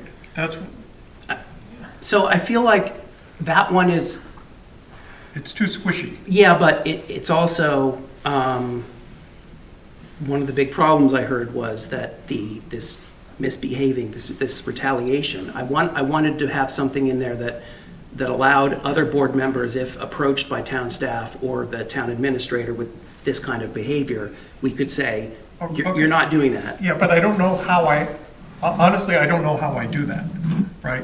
How am I going to foster an environment of empowerment in town hall?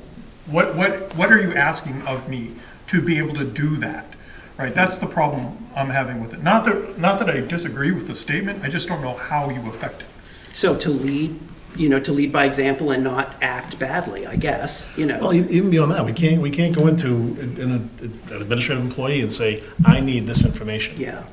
But I think, yeah. Regardless what it's about. I mean, there's a chain of command. Yeah. And there's, like we've all said earlier, Right. we don't know what the duties yeah. someone else is performing that day, what we're getting in the way of. So I'm not disagreeing with the sentiment here, I just don't know how Let's work on the language. I think it's important to allow decisions to be made at the lowest level and then appropriately managed.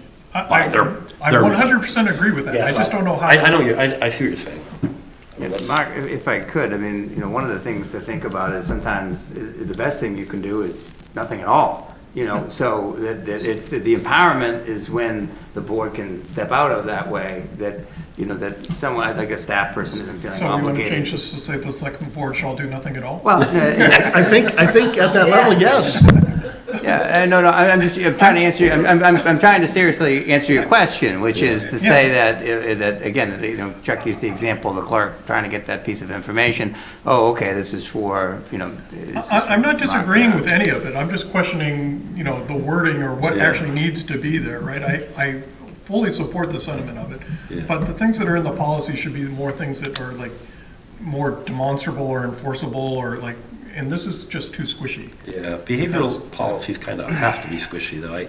That's why when we were talking about putting it into a policy, that wasn't my intent, because that can get lost in the policy. Yeah, as opposed to having something, you come on as a select board member, we all sit down and discuss it, does everybody agree with this? Anything you want to add to? All right, everybody signs it in a meeting. Well, yeah, It's about isn't it creating a just an culture. expectation? The language in 3? Maybe it's not maybe it's at the top and it's not a It's numbered If you item. guys want to But I do think remove it or change it, no, I please think do. we need to set up an ethos Yeah, and an expectation of behavior, and if maybe it's not a numbered thing, but I agree okay. with If you have some language, think about it. That could just be, okay. And number 4, contacted by town hall employees will notify the TA or forward inquiries to the TA office. That's just communication. Yeah, Right. yeah, that's when employees, in every employee in every organization, and I've been guilty of it, and I'm assuming most people are, you don't get the answer you want, like a teen, from your mom, you're going to go to your dad, right? So I think this is the same premise. Your boss or your supervisor isn't giving you the answer you want, so you're going to go to your favorite select board member, we're going to make something happen. All right. this was a big one I think about it's important. the lack of equity in terms of budgeting and raises. And I think we have made some votes lately that weren't very popular when we gave people mid-cycle bumps, and Mark, you correctly objected to them as like not following procedure. I'm not saying we didn't have a good reason to do it, but that sort of thing makes people feel like, why does this person get it and this person doesn't? And I understand we're never going to completely remove that, and like you say, some employees are always going to be disgruntled. Nevertheless, when select board when employees go to select board members to lobby, not only does it create that sense of inequity, it also completely removes Ryan's authority. Yeah. And that was another thing that, Right, and also is a the department head's authority too. Yeah. Matthew, if they don't Yeah. necessarily agree with that. Well, I mean, sometimes a it lot would- of time we rely on the professionals we employ to give us the information we need to make, some of the offenders were department heads in to this make, case.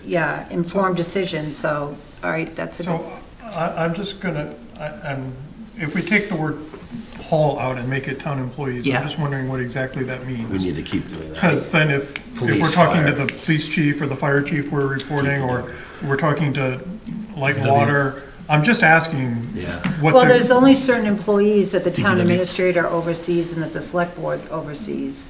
So, yes, but that's not what this says, so that's. Yeah. that's This was just the more clarity. concerned with the town hall. I think it's just natural for whatever reason, maybe it's me, maybe I think we need to add it, but going to the police station, I'm going to go see the chief, and then it's weird to go in there and not talk to the chief first to Yeah. go in. No, I'm Town saying, hall but just if you seems go a and little talk to the open. chief, do you tell Ryan that you're talking to Oh, the no, chief? no, Right. but that's, Or if you go and Well, talk that's to a Nick, discussion to have. do you talk to, That's a- that's what I'm asking. But that's a I- direct report. No, yeah, I think Ryan and the chiefs are direct reports of the board, and we can go to them to talk about the employees that they manage. So if you wanted to ask that trash bag question, I would go to Ryan.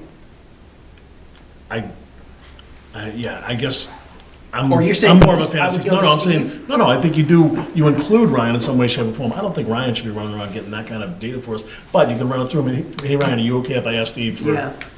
Just get the Okay. yay or That nay would on be- it, versus Ryan having to now send the email to Steve, puts a little. How bit- about adding, how about not under their direct supervision? So, select board members contacted directly by town hall employees not under their direct supervision. I think it gets weirder than that, because if you were talking, let's say we're going to talk to Nick and we're asking him about the IMA that we're negotiating, or the sewer department things. School department. Or the school department. I mean, all of these things end up coming back, so I'm just not sure where you draw the line. How about people reporting to Ryan? Well, Nick no, I think it's more, I think Ryan needs to know basically all the communication personally, and I think it should just be all, if you're talking to anyone employed by the town. Well, you're you know, getting into an area now where you're talking to other employees that are governed by other boards as well, right? Right. So that plays into it a little differently. And they've empowered, like Light and Water's empowered Nick, right? Like, To talk to us as the leader of that. He would never, they empower him to do so, that. right. I mean, I think maybe a good guide would be the appointing authorities that we have under the town code. Who does, the town administrator appoint? Who does the select board appoint? Yeah. What are joint appointments? I think that's the purview that we're looking at. And that's what this. But I think But I that, think that's too narrow, that's what I'm saying. I think the behavior, no matter what, in creating a culture, the behavior has to be the same, whether we're dealing with, there's teachers or principals in the school department that, because we're members of the select board, they see that as pretty high up in the chain of command. But would you go talk to a teacher without telling Kelly that you're gonna go talk to a teacher on, because you're mad at something or need something fixed? Well, maybe a principal. Yeah. We typically, we buffer that through the school Yeah. committee. Again, I think reporting to Ryan is sufficient, because the water department is under the water commissioners, the cemetery is under the cemetery commissioners. There might be some, and the police and the fire under them. There might be some gray areas, but largely, at least the issues that I've heard are the people who work in that building and report to Ryan. I think you just create a different cultural problem then, right? That's, I mean, if. Create silos. But I don't think we can get into, without sitting down with the school committee and saying, we want to create the same type of ethos with you, and when we want to deal with your, I think it has to go that way. With this one, this is what we control. And I think we need to start with what we Is can this on control. number 4? Are we still on number 4? Yeah, we're still on number 4. Okay. All right, so we can maybe figure that out. Yeah, I guess maybe. how it's it applies to other Yeah. outside town hall. Well, maybe, I haven't seen what Mark sent across, but maybe take some notes tonight. Yeah. Look at other communities that, I mean, what are they maybe I'm doing? being too narrow focused. Right. And I think that there's, in the company that I work for, there's pillars, eye care pillars, and they all represent the core values of the organization.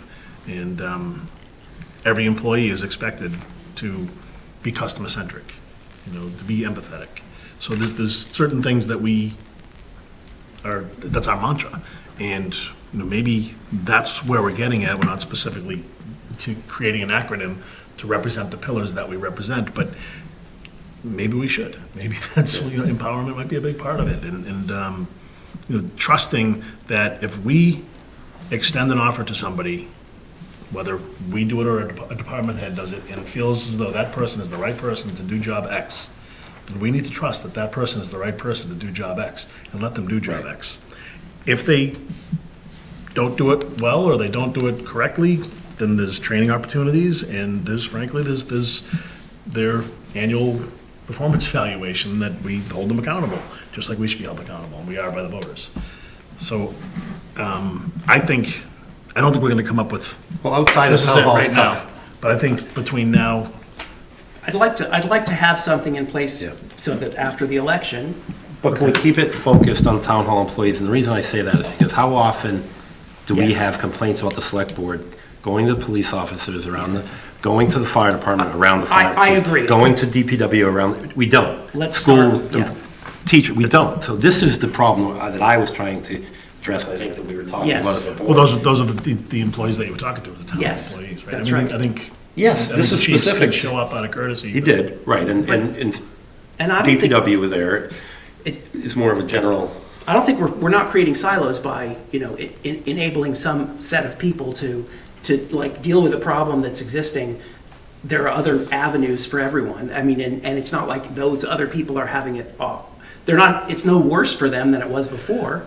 And I don't feel like this is going to provide special treatment for the town hall employees.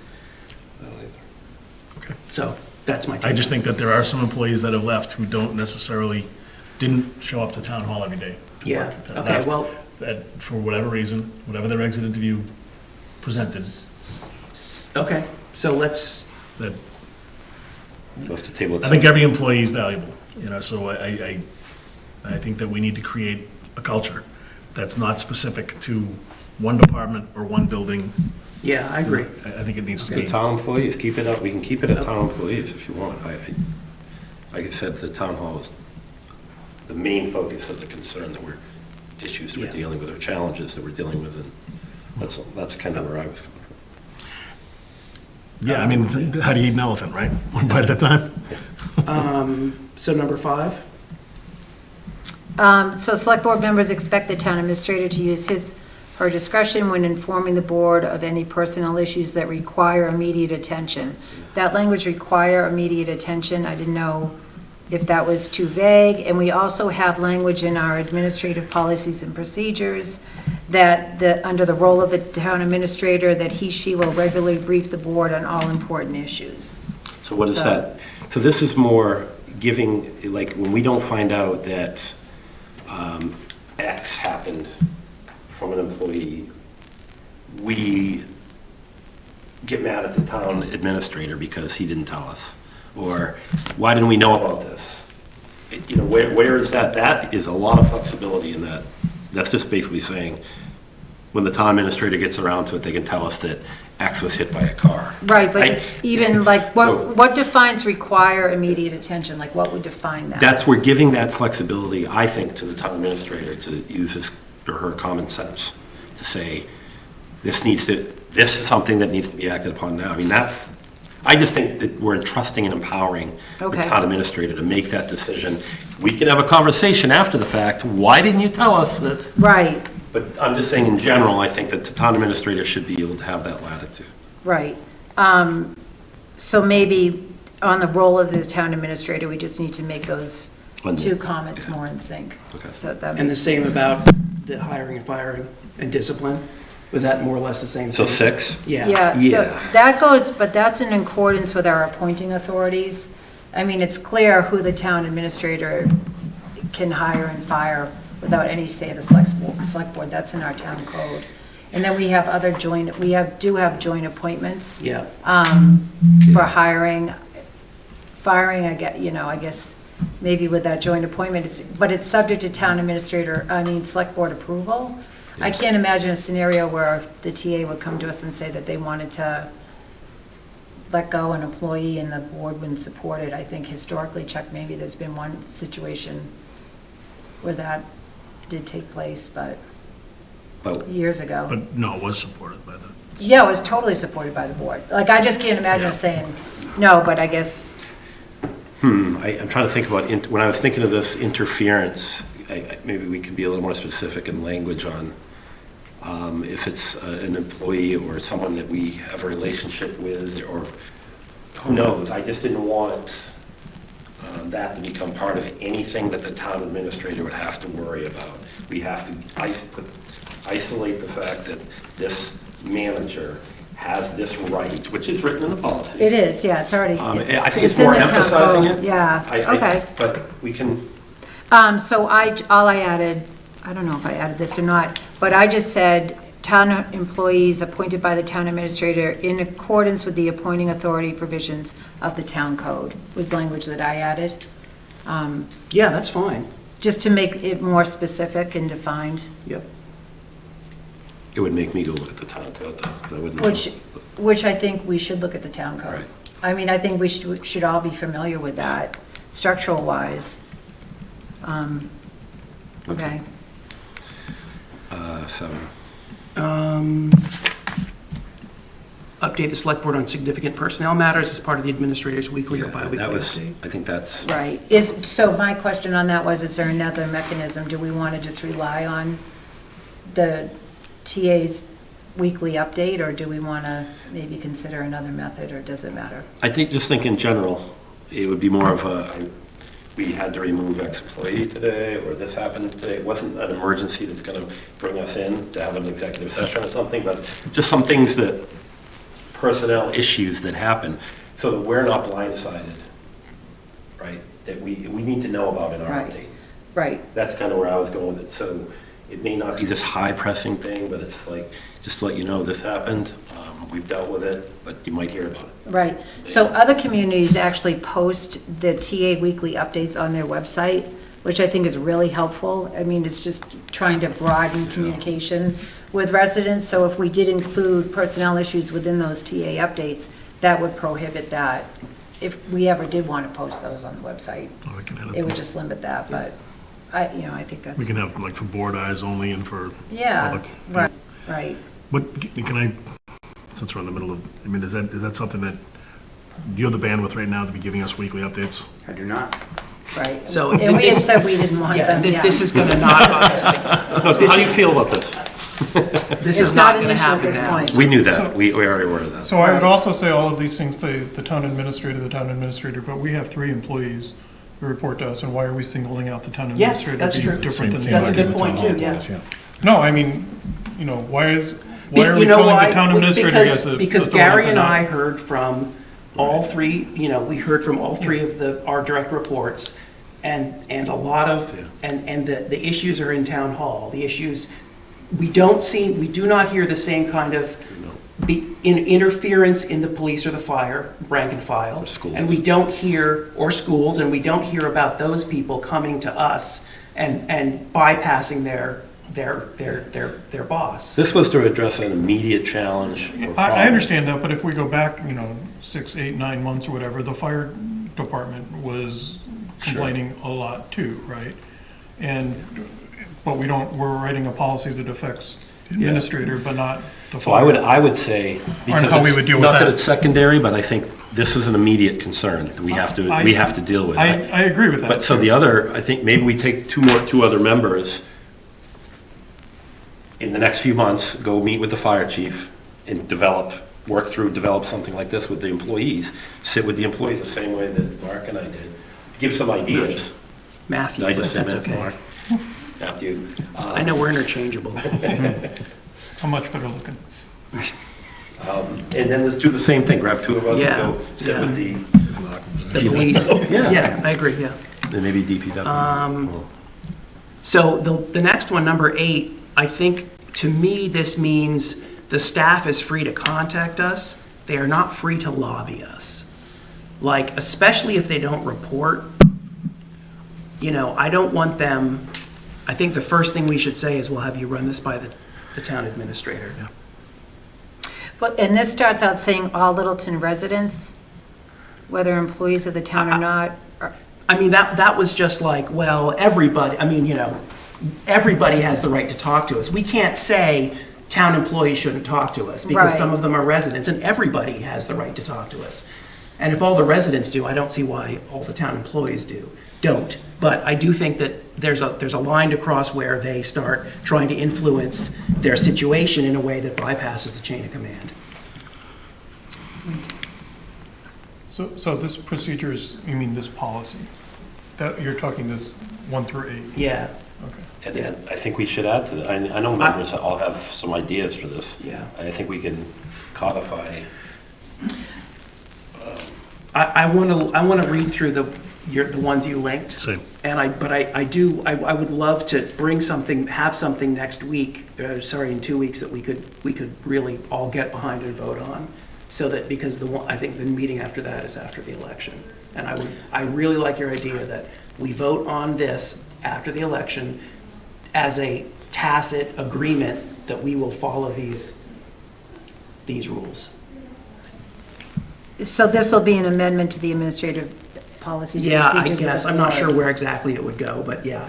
I mean, that's something for the board to decide when Yeah. it makes sense to put it in there. Well, we could vote on. Otherwise, it's just going to be kind of out there. To be voted on every year. Yeah, because we got to look through those every year anyways in June. And the policies could be part of that too. We could vote on the policies and say that. Exactly, so yeah.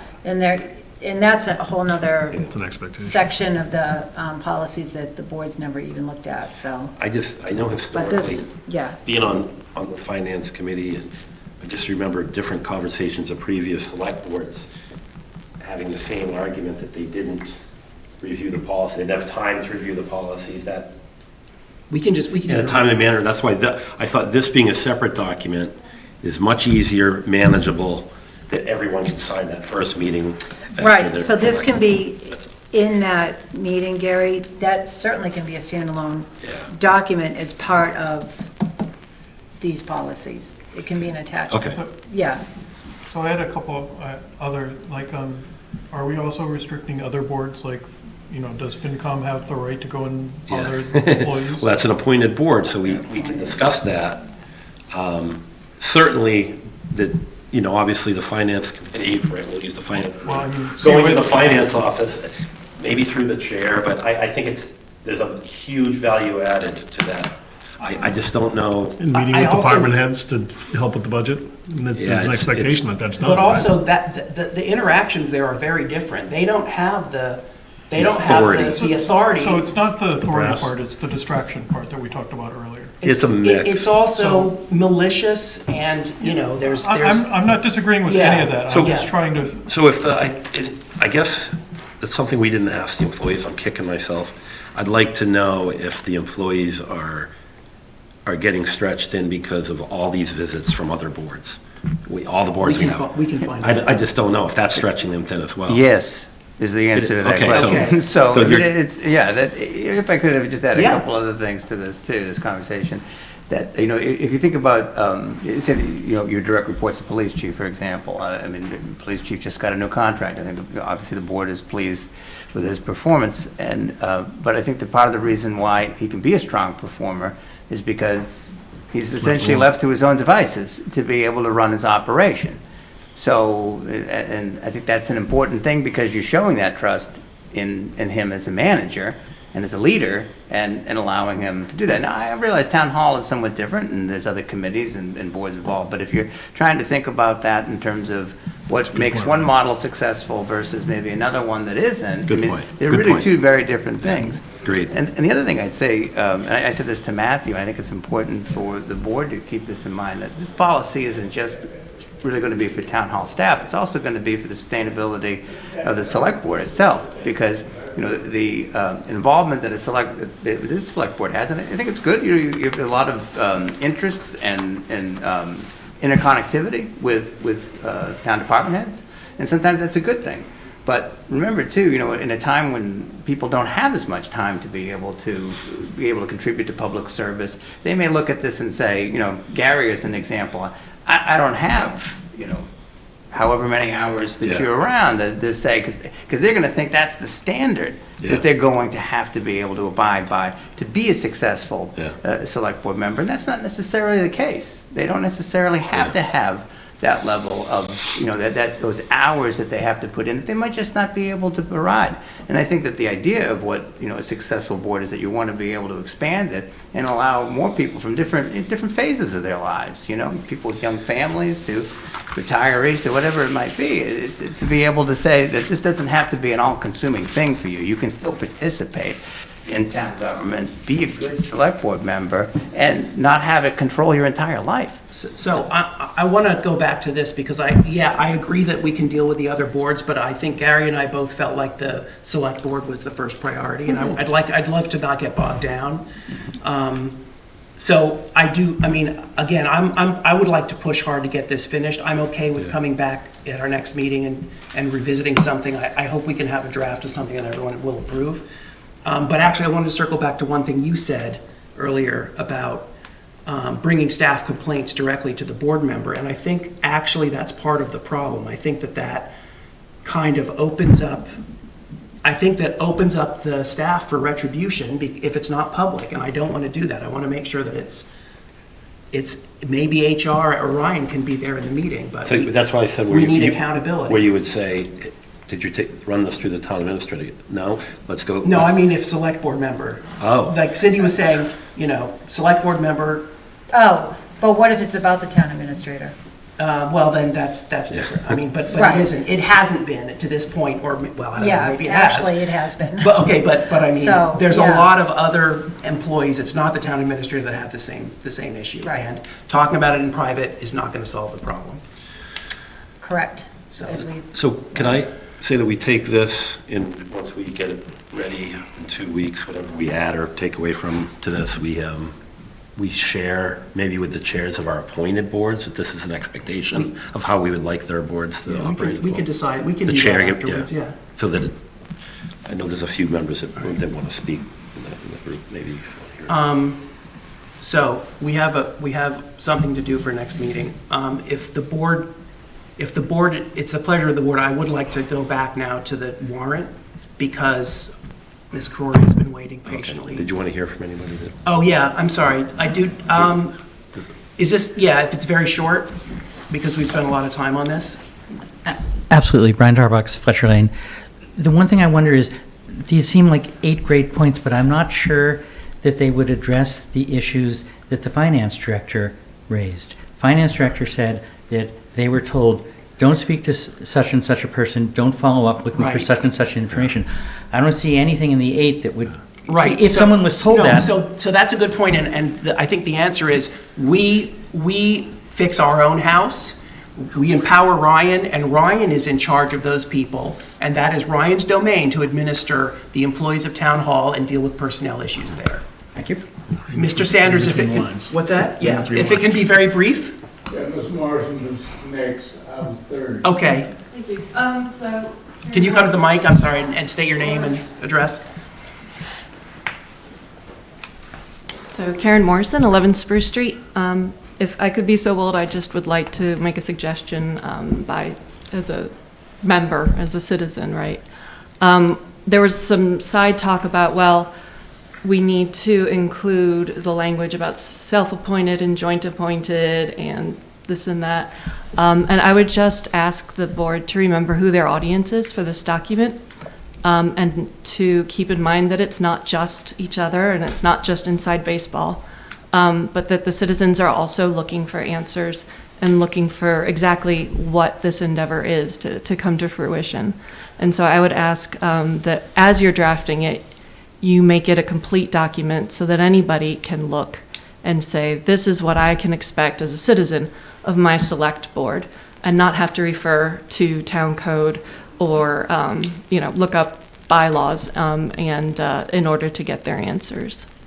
So Thank you. Mark said a great example of Stowe's, which I'm sure is on their website, that's very accessible. And I think that would, Gary churned this out after the meetings and I looked at it, and so Yep. it's obviously It's a half-baked, fantastic but- starting point. yeah. It sounds like everyone's got But a lot thank of you great for- things to say. Thanks for the feedback. To add, but yeah, I would just remember that there will be a lot of other people looking to this document for answers. Thank you.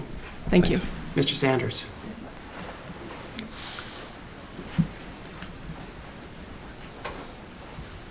Mr. Chairman George Sanders, 672 Great Road. I'm looking at the structure. And what I see and what I'm accustomed to and what I have done over my lifetime is that I find, one, there's a big problem with the structure of this board. You have a chair, and you have a vice chair, and you have a secretary. Normally what happens is that if you have a board like that, in this particular case, the chair is designated as the top person when you're not in session to deal with the town administrator. If he's out, it gets passed down to the vice chair. All things that you have that you want to get to the town administrator, you should be passing it into the chair, and the chair is dealing with that person, and not all five going and telling the town administrator this, that, so forth and so on. It's the structure that you need to start right here with and make sure that you have that in place. That will eliminate a lot of the problem that you have. Thank you. Thank you. That's more of in-house. That's a whole nother- Yeah, policy. Right. That can be written directly into policy. I know it's already written on what the chair's role is. Right. And the vice chair. We can maybe codify that or expand on that to define a little bit more of that and how we're going to utilize that communication with the town administrator. Yeah, it's a really Okay. good point. Thank you. All right, so can we jump back to town meeting? Sure. Okay. Thank you for Okay. your... All right.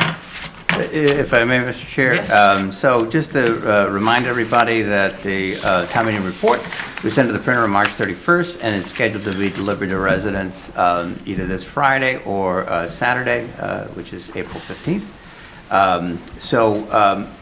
We probably won't be making any recommendations at this meeting. I think I'd probably like to set this up for our next meeting to finalize that. There may be a few other items that you'll be discussing, and of course, we plan to be meeting as we traditionally do just before the actual annual town meeting to make any other recommendations as well. Just to remind everybody, let's take a quick look at this here. This is the report that you will be getting in your mail this upcoming weekend.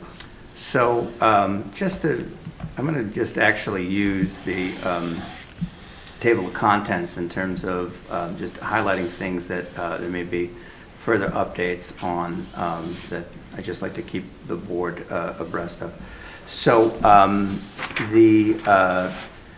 we're going to be looking at Article 6 and 7. Those are the Water and Sewer Enterprise Fund updates. We may be looking to tweak that a bit. Heard from the acting treasurer collector / retired, whatever, I don't know what we're calling Steve Venuti these days, but Utility. Anything you want to utility call. infielder, there it is. He's the Pedro Barbone of Littleton. That's a deep cut. Way to go. I got plenty of them, trust me, man. Yeah. But we may have an update on that we may need to tweak those budgets to reflect what debt will be coming in that way. But so just to keep you updated on that.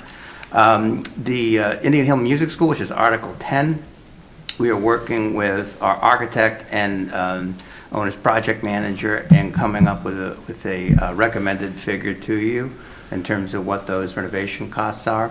We've been on site with the school administration to walk them through their section of the building. Parks and Rec was at their Massachusetts conference that same week, so they weren't available, but they have subsequently met with the group via Zoom and working through what they want to see in the site. We've been really emphasizing the fact that we want both parties to be excited about coming into the building and being able to then narrate and help create what those facilities going to look like. Because if they're going to be there, they need to take ownership and have skin in the game with that. And that's really the sort of our overarching thought on that. One of the things that we have been, that's brought back to us too, is the discussion about the tennis courts and whether or not this article is an appropriate place to be looking at that. We have our capital plan. We talked about 200,000 being set aside from the monies that was given from LELWD that we could put toward this project. 242 King Street. Right, for that. So we have that, but we could, the Parks and Rec group have been working with our architect who is working on the Cooper Farm project to develop a potential cost we've been looking at for those tennis courts. So I think one question I had for the board about this was whether or not you thought it would be appropriate for us to be looking at thinking about trying, especially to we're losing the courts next door, to be trying to loop some of those costs for what would probably be the reconstruction of what we're looking at 4 courts there at adjacent to the Existing high school courts. Yeah. So basically, I think right now that it's the two courts, and what they're looking at is basically taking that same area, reconfiguring it into 4 courts so that it would be allowed for tournament use. Yeah, we've seen the And then pictures, I paintings. think, of that, right? And Renditions. and pickleball courts. As a- And then, so Later on. right now, the prevailing issue is the fact that by taking these courts out, and that's one issue because we're losing this for residents, but also looking at it to run tennis tournaments, well, not even tennis tournaments, but your standard season competitions, really. So It's all for varsity sports. Right, so we get through this spring, but so there may be, this may be an opportunity for us to be looking at and redesigning everything so that we can have money set aside and put 4 courts there. By next spring, by they'll be able next to spring, play. but basically in a similar location where those 2 existing courts are, but expanding that and taking over some of the space where the buses currently park and reconfiguring that parking area And as well. what monies would we use for that part? If we did include it with Indian Hill, Right. where would we get would the funds come from to Right. pay for that study and/or renovation? Right. So, I mentioned the 200,000 that we know that we have is from the Littleton Electric Light and Water that was brought over to PRCE. So that's available funding. We could extend debt for this, just like we would for all the other aspects of the renovations in the project, but then come back at a later time and put an application in. We see it's kind of late in the cycle, so it's hard for us to go to CPC and say, would you allocate monies for this project? But we can always go back because in this case, we likely will be extending debt and finding a way to allocate that. So it's something we could come back to. Without the tennis courts, we're going to find a funding source for renovations. So there's going to be an article for renovations. So we're just saying it's going to be X or X plus tennis courts. I think that's, I guess I'm trying to get a sense from the board about the tennis courts. We know we're doing X, which is the renovation. So is it X plus Y, which would be the tennis courts, because this may provide an opportunity. I think it's critical. We're losing these courts, we know, late summer already. You're already going to start to hear people. We already know, right? Yeah. So I think having this plan in place, hey, by next spring, we've already got this plan moving forward. I think that it might move us to. We did hear a lot of feedback about losing those tennis It's courts. huge, And people, I mean, they're always in use. So I would say I would be in favor of including it. Okay. To include pickleball lines on these courts, correct? Are we doing that? I thought. I know the rendition has pickleball courts separate, but I don't know if that was going to be part of this. Well, so I think you could probably do both. I think is how we would be approaching it. This would be that's fantastic. This would be having the options that even to build from that, because there's still enough space at Indian Hill that you could put your own dedicated pickleball courts at a later time.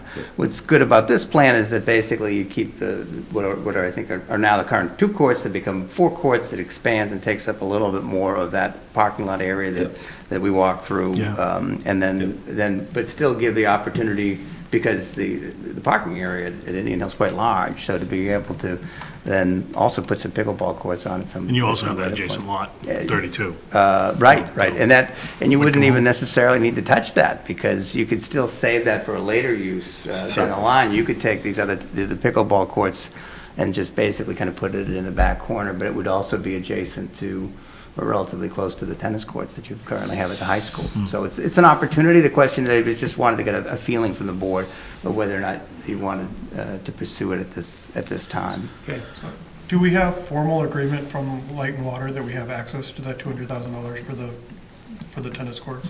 At one point, it was under their control, not under the. Right. So it's my understanding that they had basically voted to transfer these funds to the CPC, and then the CPC would have to then give permission to Because what we actually approved, when they transferred the funds, it said they still had final say of the project. So if they haven't voted the project, then we don't actually have access to those funds. And, depending on the spirit of the board, I can follow up with Nick and see what that perspective is. Yeah, but what our plan is, I think. Right. I think they already know what the idea was. Right. We've had renditions of this. Right, and that I think this, but it's a good point, Mark, and I will make a note to follow up with them on that. On that note, is Light and Water coming in at our next meeting? Are we going to have them back to talk about the final piece about the Boxborough? We may. I think FinCom's going to need to be on that, in that joint meeting. Because I think you talked about holding a joint meeting at some point with FinCom, so. So maybe we'll go to So, that. and that may take the form as an off-cycle meeting, I think, depending on how you want to do it. Okay. And that may also be, say, for FinCom, if there's any other outstanding articles that you plan to vote on, say we could have that as a, let's vote our remaining articles kind of meeting for both boards. Okay. Do it that way. Most everything, but there may be these other whatever bits and pieces that I think that we were still waiting for items on, so. So I'm not opposed to doing the tennis courts. I think we should be doing the tennis courts.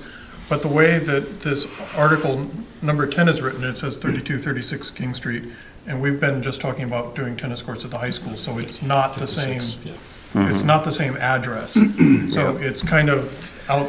I don't know if that's still within the four corners. It's a good point. It's a good point. In which case, we might have to have a new article. Draw a new line at 56 King Street. Yeah, that's So, see. I think again, but we have follow funds up on- available potentially, right? If we get the money from Light and Water's approval through the CPC, I think we can go forward. And I think we do need to be going forward. I just don't know how we do it in this format. Right, 'cause it needs to happen in the off-season of the sport. Right. It'd be nice over the fall and winter, right?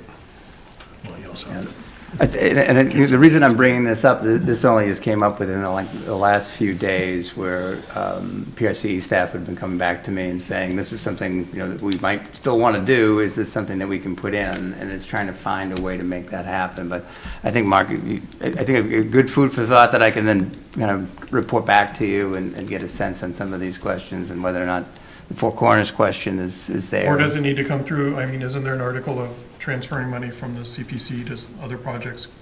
Could we potentially add it there? Right. Something I think they add. it's a little bit difficult with the CPC because they're already farther along in their cycle in terms of applications and things of that nature. So this is sort of some of the. It's difficult to try to find the right round peg and. Can you go back? But can you go back to town council and ask them about the questions about the tennis courts and 3236? Yes. But I think if anything, there was no point to even have that conversation if the board thought that it wouldn't be appropriate to move forward. But it sounds like the tennis we courts. It sounds do like think it so, is. and So we should then investigate that. and I can report Okay. back on that. That's fine. That's fine. Pickleball's becoming just a crazy popular sport. Very much so. Very much so. Just continuing on the list, Article 19, I talked a little bit about our conversation with the Neshoba Associated Boards of Health. It was a bit of an awkward meeting because it's sort of like telling someone that, well, we're going to break up with you, but not now. So it had this very awkward feel It's not to you, it. it's me. And then it's very awkward feel to it. Which. We got by, but there were certain points where, the town was really legitimately looking at not having any health services effective July 1, 2023. So I think it's something we have to, we're going to work with the Neshoba Boards of Health in terms of things that they wanted to see in this article, which I think maybe would, kind of we know that it's going to be at least 2 years that we're committing to them as we work through this process, but, it's going to take work, and we have every intent of making it work, but we also, if we can't predict the future, and seeing especially too with personnel, how hard it is. So Ryan, let me ask you a question. What's the difference between this 2-year and any 2-year that we've done with them? Well, the difference is that the Board of Health and with the input of the Select Board and the Finance Committee has decided to move forward with a Director of Public Health and establishing a department. Right now, this department exists in theory. We haven't, we're working on a job description with the PAC and trying to get that at an appropriate point. And we're working in good faith with that. So the difference is that we're signaling to them clearly that we are that shouldn't be any, I guess I'm not going to say it shouldn't be any of their concern. We're asking for another 2-year contract. What we do as far as developing our own. Right. I think it's to say, though, that they then have to develop their own budgets and structure around that. They have an administrative component that they have to specific account to for. Littleton. They have to, right. Right. We're one of the larger communities, so they, and again, it's just, it's a bit of sensitivity that we need to be able to provide to them, and as such, we'll be working with Jim Gareffi and trying to come up with, again, an article that stays within the 4 corners again, and meets their needs. So it's just one of those things. It's not one of the, it's not like a spigot you just turn on and off for it, because we do have this relationship with them, and we're trying to move on from that and trying to do something else. We have that right to do something else, but it doesn't mean that that there's a perspective from which we are moving from that we have to be sensitive to. I guess it'd just be a matter of letting the 2 boards know if we. Yeah, so, and we've been, and Matt Wason was on that meeting, as well as another member, and so we talked this morning about it, next steps, but I just want to flag it for you, that we're, again, the intention is to move forward with what the plan is, what the board agreed to, what FinCom agreed to. Okay. We're trying to do that, so it's just, but in the interim, we need to protect ourselves, because we still need these basic services. Right, and that was the whole idea behind it, right? Our safety net. That's right, that's right. So, I think we have the Crofts Circle, you're going to have that at your next meeting for the hearing taking place. So that's happening. And then, as I think you alluded to, Gary, that FinCom and Select Board may be meeting again about the water infrastructure project and the sewer system project. So we're still, working with town council too on discussions about an IMA. Failure to have a betterment and all these other things. Yeah, there's still some things that I've basically tasked town council with working with Foxborough's town council on that, and so it's making progress, but we'll be able to continue to keep you updated. I know that was the one. That was the one that I think the finance committee and us were very concerned about. We needed to meet together with them, or at least with town council, defining the fact, yes, you're protected. Right. The borders are protected. Right. And the sewer working group is taking place tomorrow at 8. So Chuck says he's bringing coffee. So nice. Donuts? Thank you so much. That was nice. One thing I noticed in the warrant is we moved an article into slot number 8. So we did not vote to recommend that article, but the new version of it does say we recommended it. Okay. And that I think is the amendment to the last year's sewer enterprise fund. Okay. And that's probably okay, because the reason we didn't vote for it to recommend was that we didn't have the numbers. And now we do it next meeting, we can recommend it, but I just wanted to point that out. All right, okay. So it's the new number 8, it says we recommended, but I recall not voting for that one. Okay. Because we didn't have numbers in it. Okay, all right, and I think maybe my notes said something different. That's fine. Okay. Okay, so that's, and again, you'll be seeing this in the booklet form this weekend, but those are sort of the key elements or key articles where we're seeing some movement on, and you've given me some things to follow up on, so thank you for that.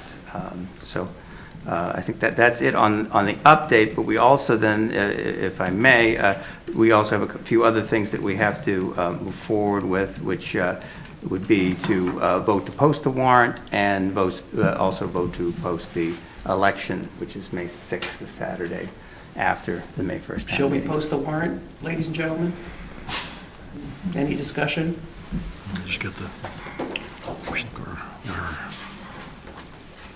Go for it. move the select board vote to post the warrant for May 1, 2023 annual town meeting. Second. Motion made by Chuck, seconded by Cindy. All those in favor, please say aye. Aye. Motion carries 5-0. Move the select board vote to post the election warrant for the May 6, 2023 town election. Second. Motion made by Chuck, seconded by Mark. All those in favor, please say aye. Aye. Motion carries 5-0. Thank Long you. time to wait, Diane, for that. All right. All right, so. Thank and you. then Diane then gets that out to, we get that out, we get that posted in the various locations in town. It's a legal requirement and something we have to do. So thank you for taking care of that tonight. So I want to go back to 7C because we also have workplace respect and dignity policy. There is one or two paragraphs in the, there is one or two paragraphs in the employee handbook, which is largely about how you can't be discriminated against and definitions of that, but it does not specifically talk about behavior and respect. And I believe we should absolutely have it in our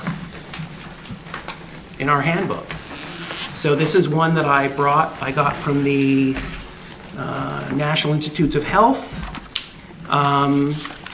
The employee handbook mentions on page 1 respect and dignity. This policy. Where did you get it? This is from the National Institute of Health, Office of Equity, Diversity, and Inclusion. The employee handbook mentions on page 1 respect and dignity, but this policy really defines it in very specific terms. It has a zero tolerance component, which I kind of like, and it has consequences. It has, we see in Patty's letter that this gives employees a path to follow if there's a problem. So we talked a bit about the select board behavior issues, and this, I feel, addresses the potential for, issues within town hall that don't have to do with us. So I would really like to adopt this, move it forward, put it in the employee handbook. Do we have nothing in our current? No, we do. We have a couple paragraphs. So it says respect and dignity. Right, so does this replace it, I guess? No, I think that this should be in there, but it should say, this should be the definition of, this is more like the definition of behavior standards, whereas the other one is, this is discrimination. Okay, so this is more saying it gets into a little bit of how we're going to address it. Yeah, there are definitely some standards in there. There's some discussions of processes if there's an issue, and I think they're actually quite good. If you're going to have employees read and comply, this would become part of our onboarding. That's what I thought. Yeah.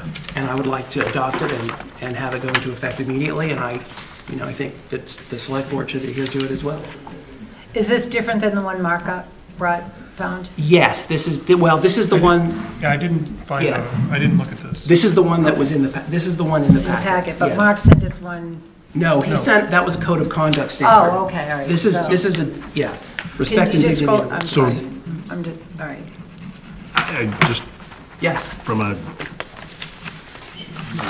policy standpoint, we never adopt a policy after a single reading. We have to do a reading, vet it, and then come back to another meeting, which is considered the second reading, at which point in time we can entertain a motion to accept or not accept the policy. Okay. So as far as us doing something tonight, I'm sorry? Oh, yeah, please. Michelle Vibert, Human Resources Director. I just asked for process-wise, since this is such a large policy being added, that we do, as Chuck just mentioned, maybe you could make comments, and then we could have it vetted by our town council before this does get adopted. That would be great. Thank you. I accept. Michelle, while you're up there, I just have a general question. Does, being new to the board and never having done this before, does the board always sign off on things in the handbook? Or is this something that your office or something else does? So, yes, you would sign off on any policy changes that have really a substantive change. So this is a major, any real change should come in front of you, whether it's a financial impact or a language impact, it should come in front of you. And just so you do know, when they did break apart the personnel bylaw and the employee handbook, they incorporated all of our policies into the back of the handbook, so we require one signature during the onboarding process. So this would be one more policy in the back. Correct. But it does have procedures in there, and there's standards for reporting and, mitigation of issues. So yes, it needs to be reviewed. Well, that in a sense, because we are actually holding not only employees accountable, which they can be disciplined for, but managers specifically, we're looking at that they have it's mandated. Is it with all managers? If we are told by somebody, by one of our employees, that something's going on, we have a duty to report it, and it goes right up the line. If we do not do anything, You're a party to the we're held offense. responsible. Okay, got it. So, yeah, there is a. Okay. So this kind of runs in line with So I definitely appreciate the effort, but I think we need to make sure there's no Yep, redundancy agreed. and that it's. No, in- it sounds like there needs to be at least one, we need to have a round of review. Yes. And I respect that, that's Thank fine. you. Thank you. Yes.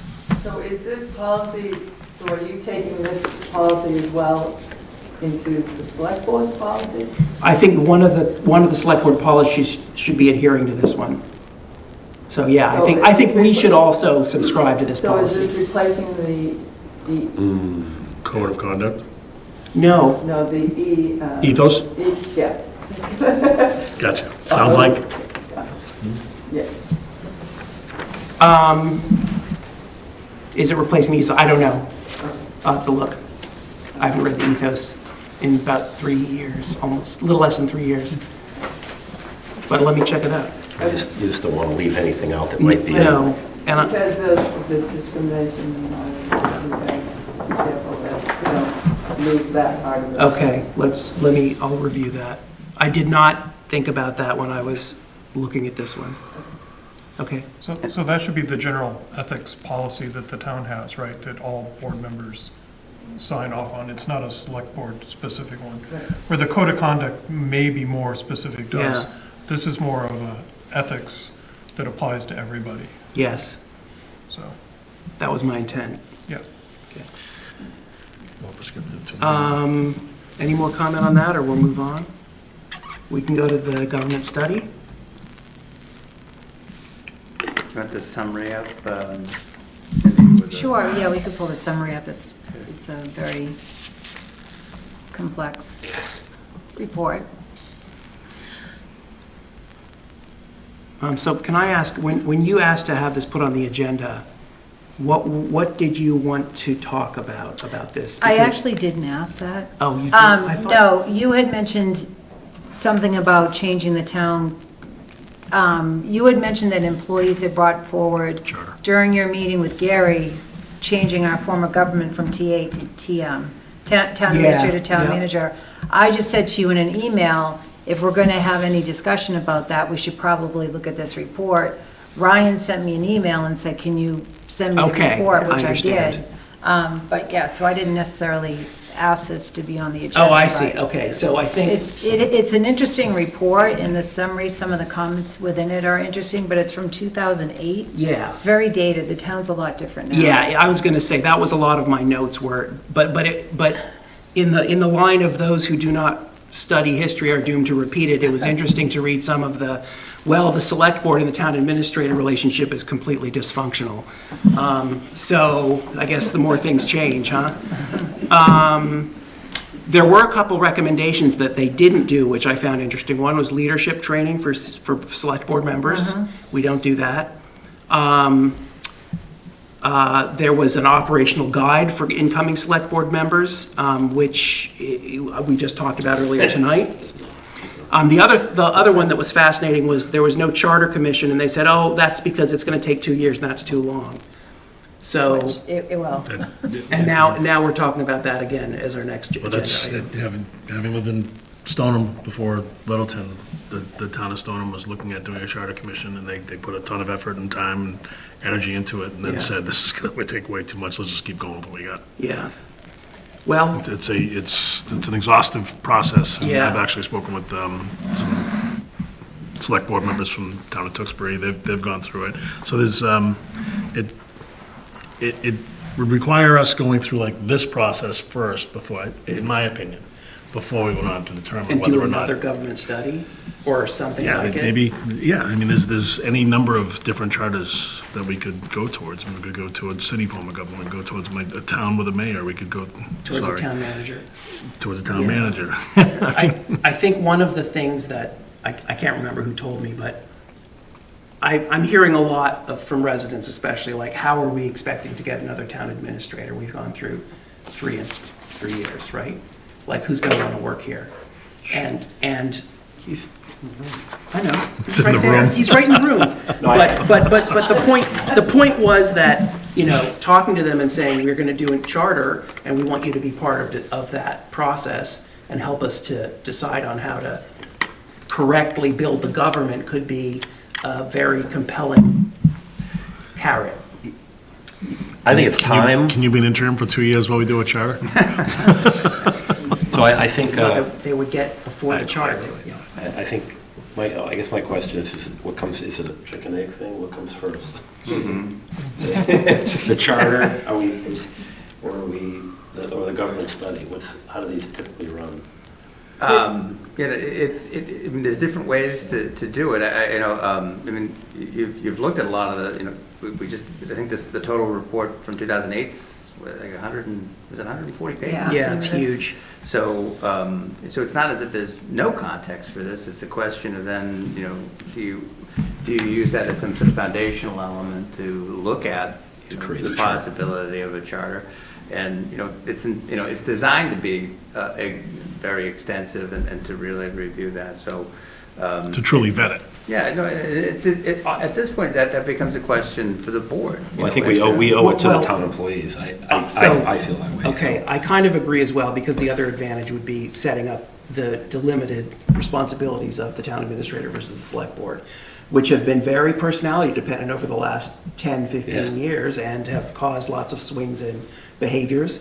But what the article that you included in the packet basically requires us to form a charter commission, which does all of the legwork to figure out, and so we could begin with that if we decide to go forward with a charter, and they could do as much work. They can have up to 18 months to do it, and they could do something like this government study if we decide that would be a good way to start the process, as you say, as a foundational, like, you know, reference point for what we want to change. So can I guess I'm a little confused Yeah. somewhat.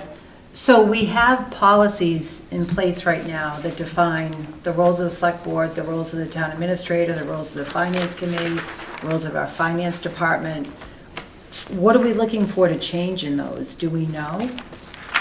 Like, what are we looking for? What's the end result that we're looking for through going through the charter process? I mean, it feels to me like those are not effective, given the friction that we've had over the last. Well, I think 30 years. we're addressing it. Some of the stuff we discussed earlier tonight. We're addressing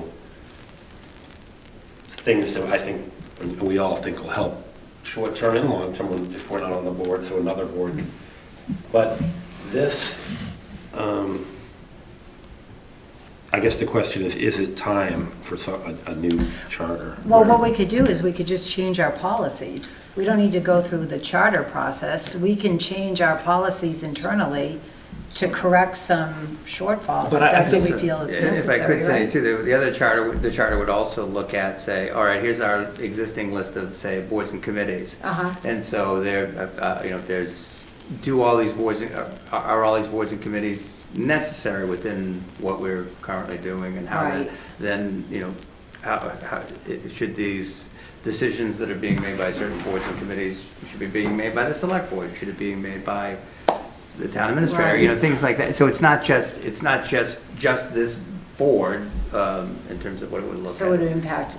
It could, Yeah. because because it's like anything, you know, you over time, things get stale. And, you know, if we wanted to stay fresh and pertinent, you know, what this would do is a way to you know, to go through and look at the different rooms of the house that we live in, that we've created, and just, you know, determine whether or not changes have to be made. You know, are we talking about taking rooms away? Are we talking about painting different colors in rooms? So it really requires that what this is that sort of ground up review of how that house is structured.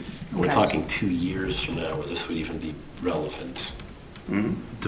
And it's the process to get. Are there different town charters? Yes, there are several different ones. And more to the point, there's several different goals. Like, do we want to have a town charter that enacts a town manager, which is the only way we can change that form of government? We can go to a city council. I mean, there's lots of stuff. We wouldn't do that, but we'd go to a city form of government now that we're 10,000 people.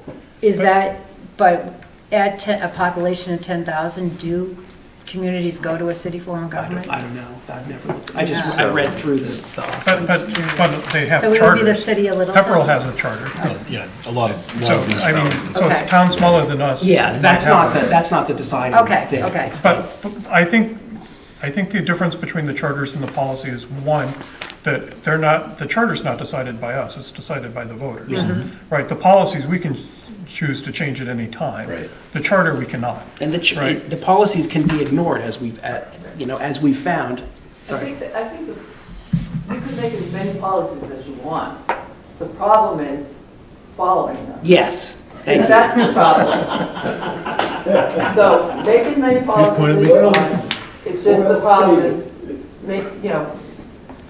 you can make those 8 new policies, but if nobody's following them, then what good are they? And if you sign them every year, or you add to them every year, if the board that's in place doesn't abide by them, what good are they? That's the problem. The voters going to the polls are the ones that are going to decide whether or not you are going to be accountable. But It's a long wait between. it's a long wait. It is. Exactly.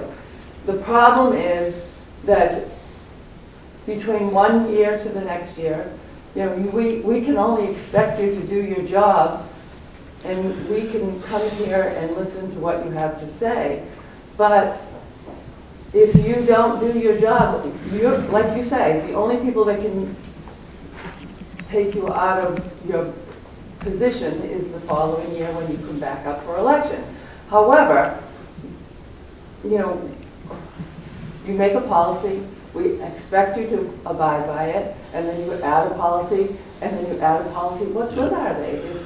If when we ask you to follow it, you're not following it. How can we get you to change So it? Diane, give me a recommendation then. Well, if we come to you and we talk to you, Yeah. last year when we sat and had a conversation, nothing changed. Nothing changed in a year. Then we had a conversation, and we're expecting things to change again. Is it going to be the same thing in another year? We keep talking as employees, and you ask us our opinions, and we give you our opinions, but there's only so many times that we can give you our opinions, and we ask you, and you tell us that things are going to change, but how many times can we do that? Yeah, but as an employee, especially. I'm speaking as an Right. employee, but also a voter. But if you flip 5 members, say, in a period of time, we have to have something. This is something. Sure. That that we're building upon. Maybe it is about accountability. Right. How far can we go to hold each other accountable? Well, I think at the very least, the new select board members especially can get a binder with these expectations, so we're not digging all over the place and trying to figure out, what makes a good select board member, or what are our expectations, which might not work. Stowe's might not work for Littleton, so I think it needs to be centric to Littleton, and But that's all we can do, right? You can't remove a select board member if you don't like the way that we manage. You can't remove any elected Right, official. so- Right. No, we actually can. So, remove the a recall. board member. Through the voters. Sure. Right, that's what I mean. Right, yeah, There's no process where I can disagree. I could sit here and yell at another select board member until I'm blue in the face. I mean, you just violated 7 policy, things that we discussed and you signed. Okay, so that's your frustration, I get it, but we have to start somewhere. We have to have. Sure. I don't think Diane's saying don't start with the policies. I think she's saying that that's not enough in the long run. So what about like our financial policies and things? Would a charter be impacted by those? But if you're not even going by your own policy, so you talk about financial policies, 2 weeks ago you went against your own policy by giving a five-year contract. So you go against your own policy. I didn't think we had a policy. No, the policy allows us to go to 5 years. That was the first 5-year policy, 5-year contract you've ever given. Might be the first time we felt as though it was worthy. Yeah, you can disagree with that, but Sure. that's a policy that's in place that allows us to give 2 to 5 year contracts. We have an employee that's been with us over 20 years. This board decided that to get you to this is your last contract, 5 years gets you to that point. That was a decision the board But if you made. read your own financial policy, your own financial policies say that you should only give 3-year policies. Contracts. Your own financial Is there another policies. example? Yeah, Like, is there I other- can't, you don't want to get Yeah, we're getting bogged down in this. But what I'm saying is, it's just, we're going, I'm glad that you're going through this. I'm glad that you're trying to decide how to make changes and how to make things better. And you can only start from square one, I guess, if that's where you believe that this is what we need to do. But how many times are we going to start over? Well, it's something that. So there's 5 of us that have to act as one, right? Yeah. So there's 5 members that are ultimately the CEO, right? Yeah. So we have to respect each other. We have to have decorum towards one another. In order to get stuff done, Yeah. we need to work through stuff. Yeah. And we don't always agree, but we need to have respect and, decorum and represent the voters Right. the best that we can Absolutely. to get the best product that we can Right, for the town of Littleton. right. And sometimes it's easier than other times, and sometimes this is kind of like a report card on us right now, where we're getting feedback from the employees and from the residents, as was mentioned earlier. So we need to go back and do our homework and take a look and look inward and say, what can I do to be a better 20% of the select board, 1 of 5 members? And I think that by looking at Stowe and looking at what other communities are doing, and I know I almost always bring it back to the corporate world, but in the corporate world, we do have mantras or pillars or mission statements and vision statements and, these core values that you're expected to abide by. And we, as the CEOs, need to change the culture. Because we're hearing loud and clear, Diane, hearing you tonight and from the conversations that Matthew and Gary had, we have low morale amongst our employees, and we need to figure out how to fix that. And I think what you're saying, and this is something that it comes back to accountability, and I don't think we're being held to account, and I think that a charter might do that, it might help, but however we get there, we need to get there, and because it's not happening right now. So I think we need both. I think some of these things, I think the code of conduct is always a policy. It might also be in the charter, but it's also always a policy. Yeah. But we also need the charter for other reasons too. I'll just pick on Gino because he's sitting here, but the Board of Health, how often do we have vacancies that no one's running for? So maybe it's time we look at our charter and say, instead of the Board of Health being an elected position, it's an appointed position, or some of these other things, right? And that's what a charter can also bring that we've never really looked at, or the 25 years that I've been in town that I don't know that we've ever looked at. So I think there's both pieces to this, and I don't know that necessarily needs to be a full government study committee, whether we're going town administrator, town manager, or anything like that. I think those are all, I think these things are all like silos we need to kind of look at and come up with a charter on how we want to run Littleton going forward and get the voters to agree that this is what we should be doing, right? Yeah. Keep in mind that the charter process can also help advise as to what direction you take it into. If you don't you don't necessarily presume where it would go, but to have it, That's make something the that effort. You can't begin with a preconceived notion of. Would The you bring commission discovers that as they go. Right, would you bring in a consultant for that, Ryan, or how would you do You that? could, that's one way to do it, to bring someone in specifically to help work with the select board and whoever is elected to the charter commission to go through that process. Yeah, that's certainly a possibility. Okay. Erica, do you want to speak? You held your hand up for a long time. She's cramping. Erica Pug, 26 Fox Lane. I just wanted to comment on a couple things. Like, I think it was Chuck held up that chart, right? And at the top was voters, Yeah. right?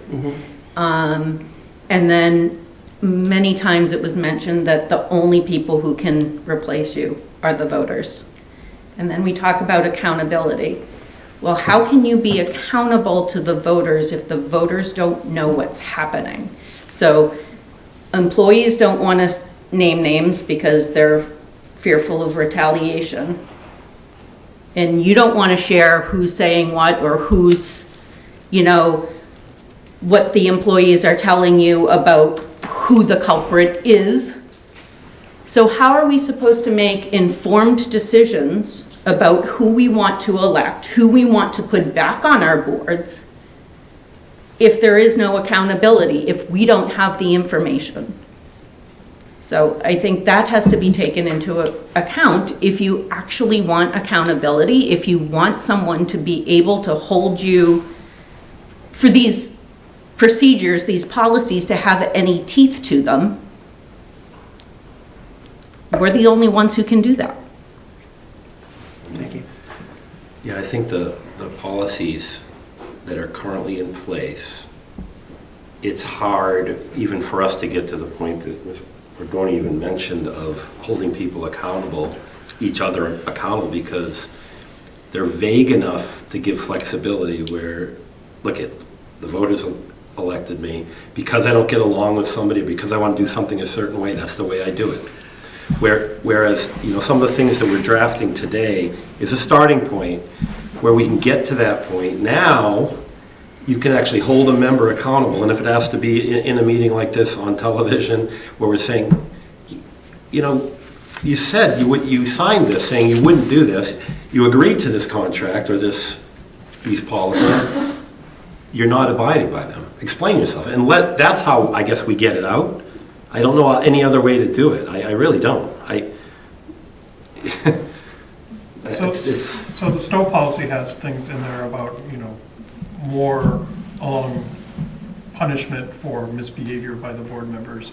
We can, if you're misbehaving in a board meeting, the chair can dismiss you from the meeting or things like that, right? And I don't know what it does if you're not following the guidelines for, how you talk to the staff, but we can come up with, add censorship type things to our policies. We've all watched, Or figure out how we want to call each other out for misbehavior. I've watched select board meetings in other towns that are downright hostile, right? You've all seen it, just go on YouTube and Google any town in Massachusetts, right? And you're going to see really unbelievable arguments that are... People yelling and screaming. Yeah, not just yelling, but being hostile in a very disrespectful way. And you're sitting there like, okay, maybe it's not so bad. Let's clean up our act the best we can. But I don't know. I'm not worried about us yelling at each other. I don't want you to call me names, but you can. But I'm more worried about the employees, because that is yes, and that's why that's the discussion. And I get the frustration, especially employees that have been here a long time, because you've seen board turnover and different members come on, and probably have these same meetings when we go back, I guess, as far as Keith leaving. And long before that, a loss of an employee, and all of a sudden there's discussion on how the board's going to act and what we're going to do, and nothing happens.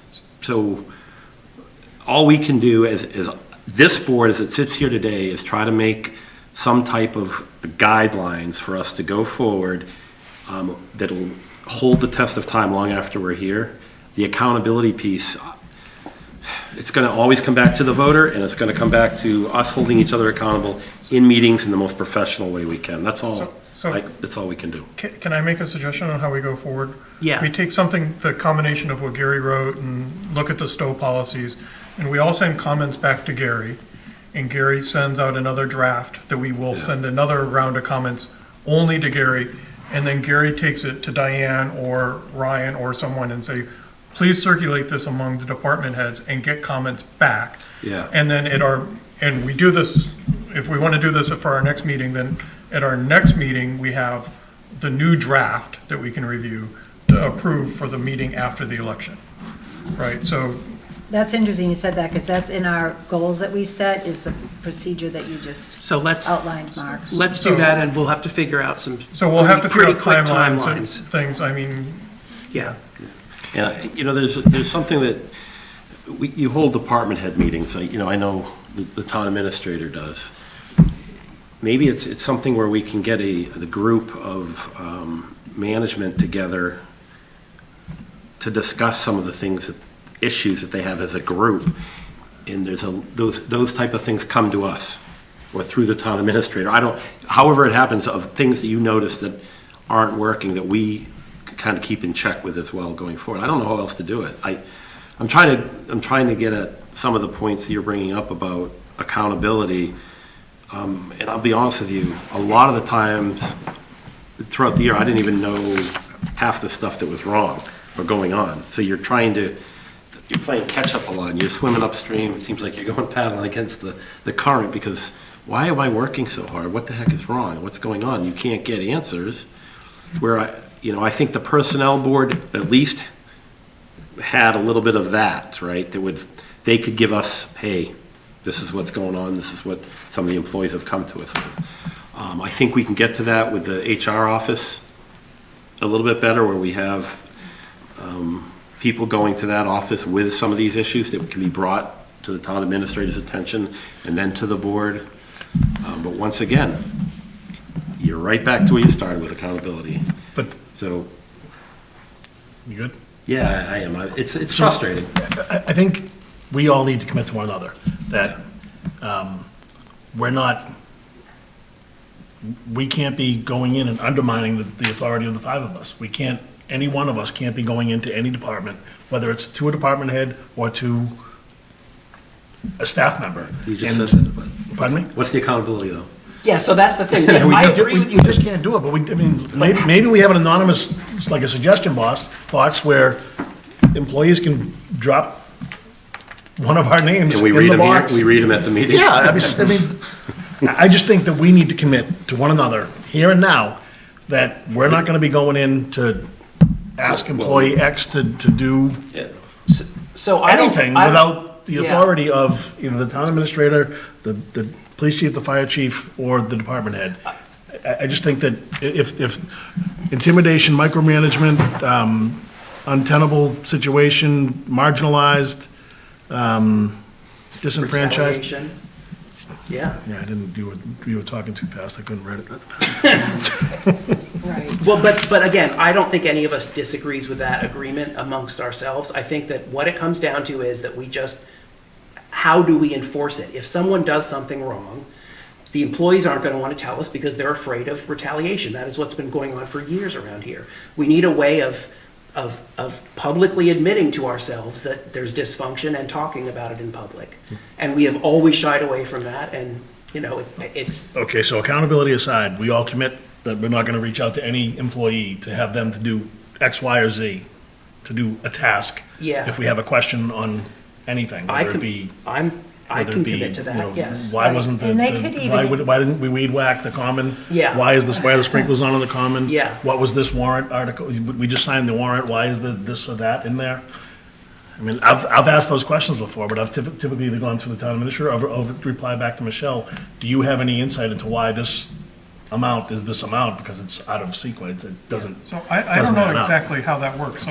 I'm just saying, like, so, I mean, when we sign the warrants, you know, the payroll or the account, if I have a question, I have to go through Ryan to ask. That's different, I think that's No, I definitely don't think it's unique. different. I think That's you what I'm go asking. back Yeah, to I Michelle do. or Becky, or say, hey, do you have any idea why this is elevated? And copy Ryan or the department head. So, Everybody Hey, wants to I have a know. ton of questions on the warrants. we I know signed. this is a long meeting and everyone wants to go home, but that is one of the biggest problems at Town Hall, that we are not going through the town administrator's office or to the department heads. Okay, we hear you. It's bothering the administrative staff underneath. They feel like they need to answer you right away, they need to get to you, and then the department heads feel like they're not doing their job either. So I have a proposal. But they're not doing their job because I- one of us asked them to do something else. I have a simple proposal. We commit to not doing this for 2 weeks, and we come back at the next meeting, and we none of us will contact rank and file staff without going through Anthony for 2 weeks. I'm not going to Anthony. What? You mean Ryan? Sorry. I'm sorry. It's been a I'm long pretty sure he meeting. won't answer. All right, But that undermined my whole point, which was brilliant. But so we're, Yes, but no, is that I is commit. that I commit. okay? Mark, will you and Gary and Cindy? Yeah, okay, absolutely. let's try it for 2 weeks, and I want please tell us. Oh, jeez, you guys, what is going on here? I think you understand. I wrote a whole thing while you were talking, but I will spare it I can because talk longer if you want to keep writing. No. I will spare it because it's late. But one thing I do want to say, you talk about accountability. One of the biggest things is self-policing, right? We're all adults, we're all human. Empowerment. And we talk about accountability. It's really recognizing the consequence of not doing it and not following your policies. You have unhappy staff. Your staff runs your business. Without your staff, you have nothing. And so it's really recognizing that piece of it and getting that done for yourselves. Thank you. Thank you. Thanks, Michelle. Come on up. Flip a coin.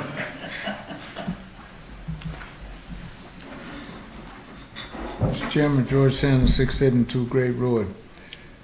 My concern is that I keep hearing you talk about the policy.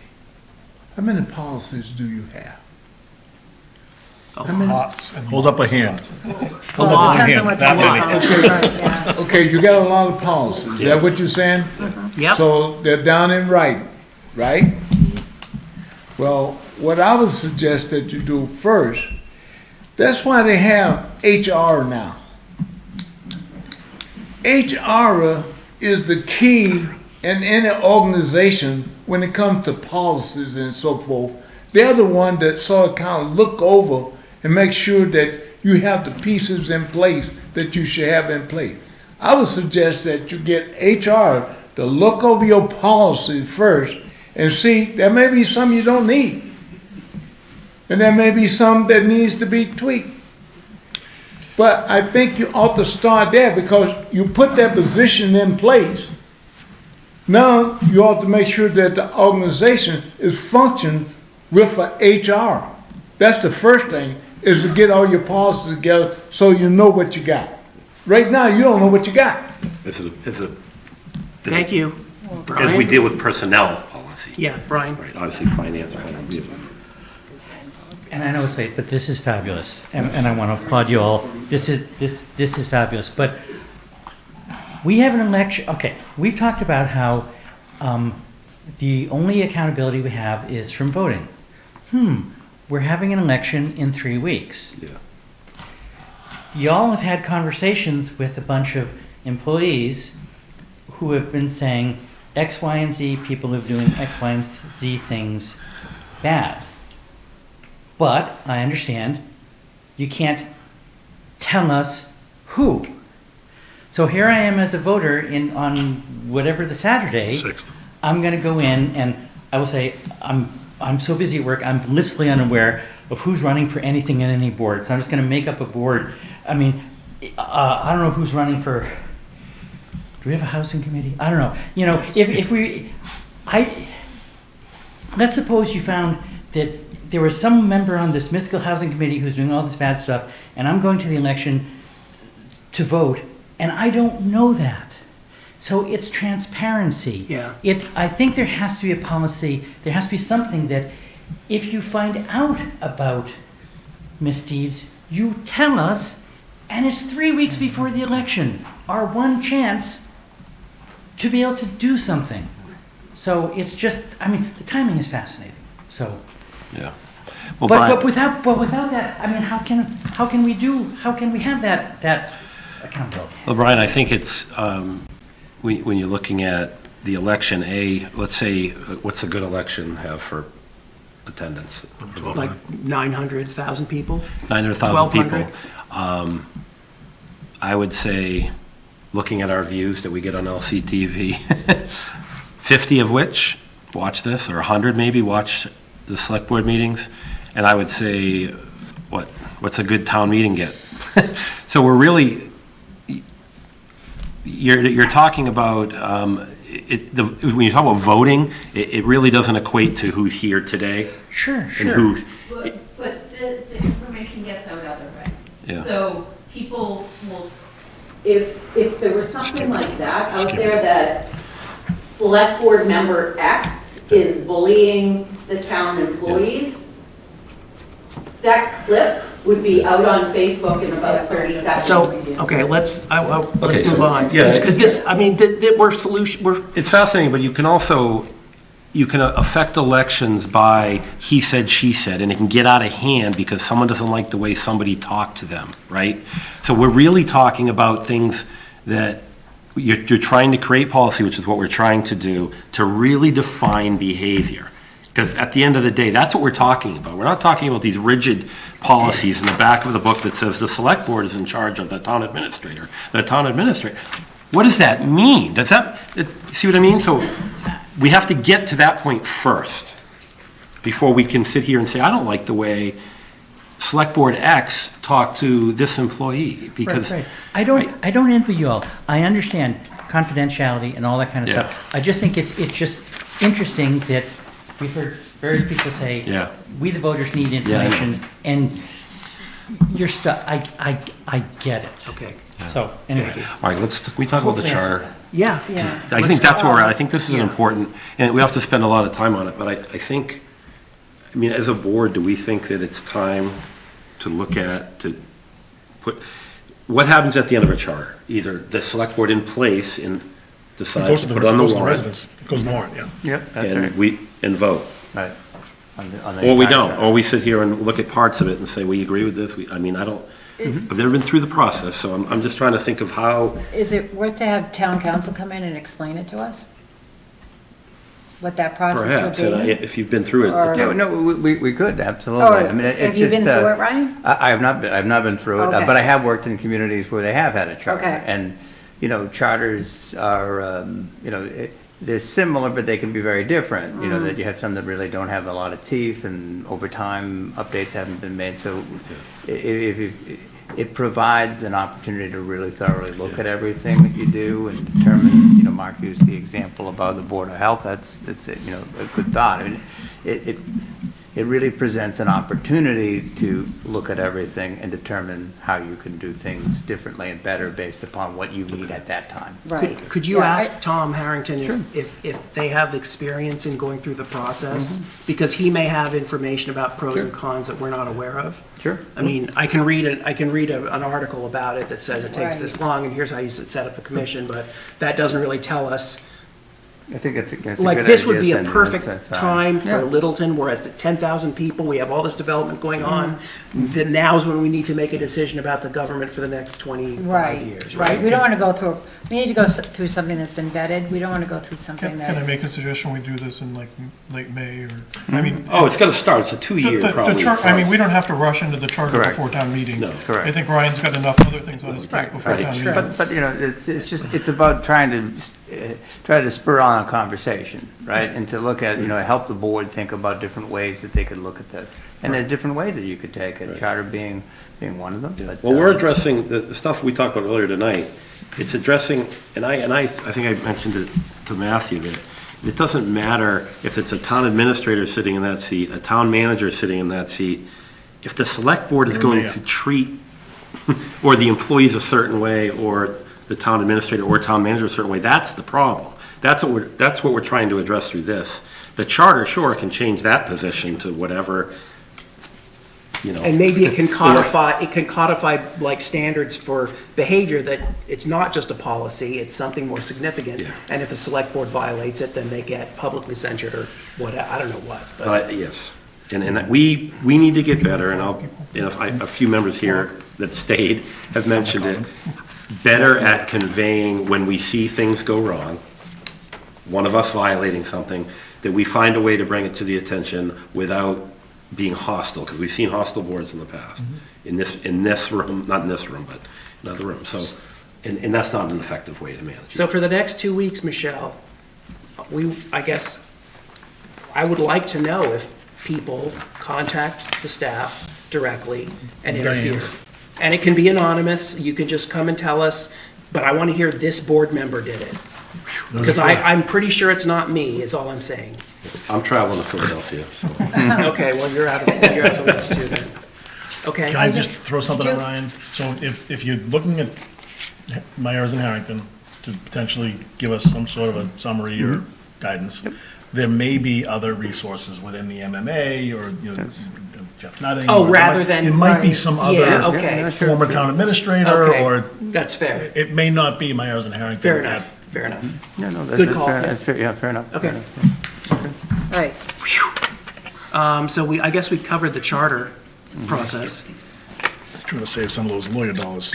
Review of town code is the next item, I believe. Yeah, so these are the, which one are we on? 7F? Yeah, we've seen, these These are the ones that we discussed previously that we made changes to, that it's just basically adopting our changes. This is the second go we've had to look at these, correct? Right, Yes. right. So which ones are we starting with? So yeah, that's, right, so this is the bigger All one. right, this is the big one. This is the bigger one. The board we could just start through this. Okay, my apologies. So this is the one, I went through these with Chief Pinard, and this is a pretty lengthy section of the town code. You can skip some of these. Well, actually, wait, do we need Diane to review that? No, that's what I was just going to talk about. Oh, okay. So some of these comments are old because we started this process back when Keith Bergman was here. So some of these comments are from that, the beginning of that process. So we can skip that. We don't need Diane. How do to we know listen to which it. ones are? I know, so. Which ones are old that and was which ones an aren't? editing thing. No, but that's really the only one. There's certain ones in here too. Like you can see, Select Board decided not to increase this fee. We have had some discussion about some of these.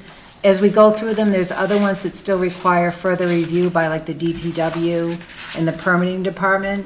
But a majority of them are provisions that are now obsolete because of Chapter 90. I saw those. Yeah, so those are the ones that we can just basically, we can abolish. I went through those with Chief Bernard and they're no longer necessary. Before we get to those, do we need Chapter 2? Do we need regulations of amusement devices? Really? Oh. Like seriously, does anybody even know why those are in place? Well, yeah. Where is There's that? a pinball machine. The golf throwing, golf simulators. We decided to simulators, keep the that one, bowling Matthew. We games. talked about that before. Yeah. Okay. Yeah, and the lack of a bylaw or policy allows that to go anywhere. Okay. Yeah, All right, there was one a little bit further down that there was a lot of, you were talking about deletion. There's a good example of a deletion coming up on here. Okay, right? yeah. Going down? Sorry. There it is, right there. So Matthew, to your point, I'm not actually sure, I mean, I know what the amusement devices are, but if you actually look at the Mass General Law, I don't know if our policy is any different than the law. So that, I don't know why we need. Redundant. Yeah. So that needs to be compared to say that we really need this versus. Well, so it might be the same, Mark. So it might be just like with Chapter 90, we might be able to just remove Okay. that because it's duplicative. All right. Duplicative. Mark, do you want to look into Yeah, that? hours of play Yeah. restrictions for Like minors. that's, yes, get rid of that, I don't think please. we need that. And then, Just keep going down. yes, please. What did that say? Kids have to go home when the streetlights go on? It's like, yeah, basically. So this is one, vehicles and traffic. It was adopted in 1941. It's been amended somewhere throughout the course of history. And so these are some of the comments with Chief Bernard, like the definition of a crosswalk. He suggested that we just change. Definition of an emergency vehicle. Yeah, so we can just keep scrolling down. So has anyone actually looked if other towns have policies like this?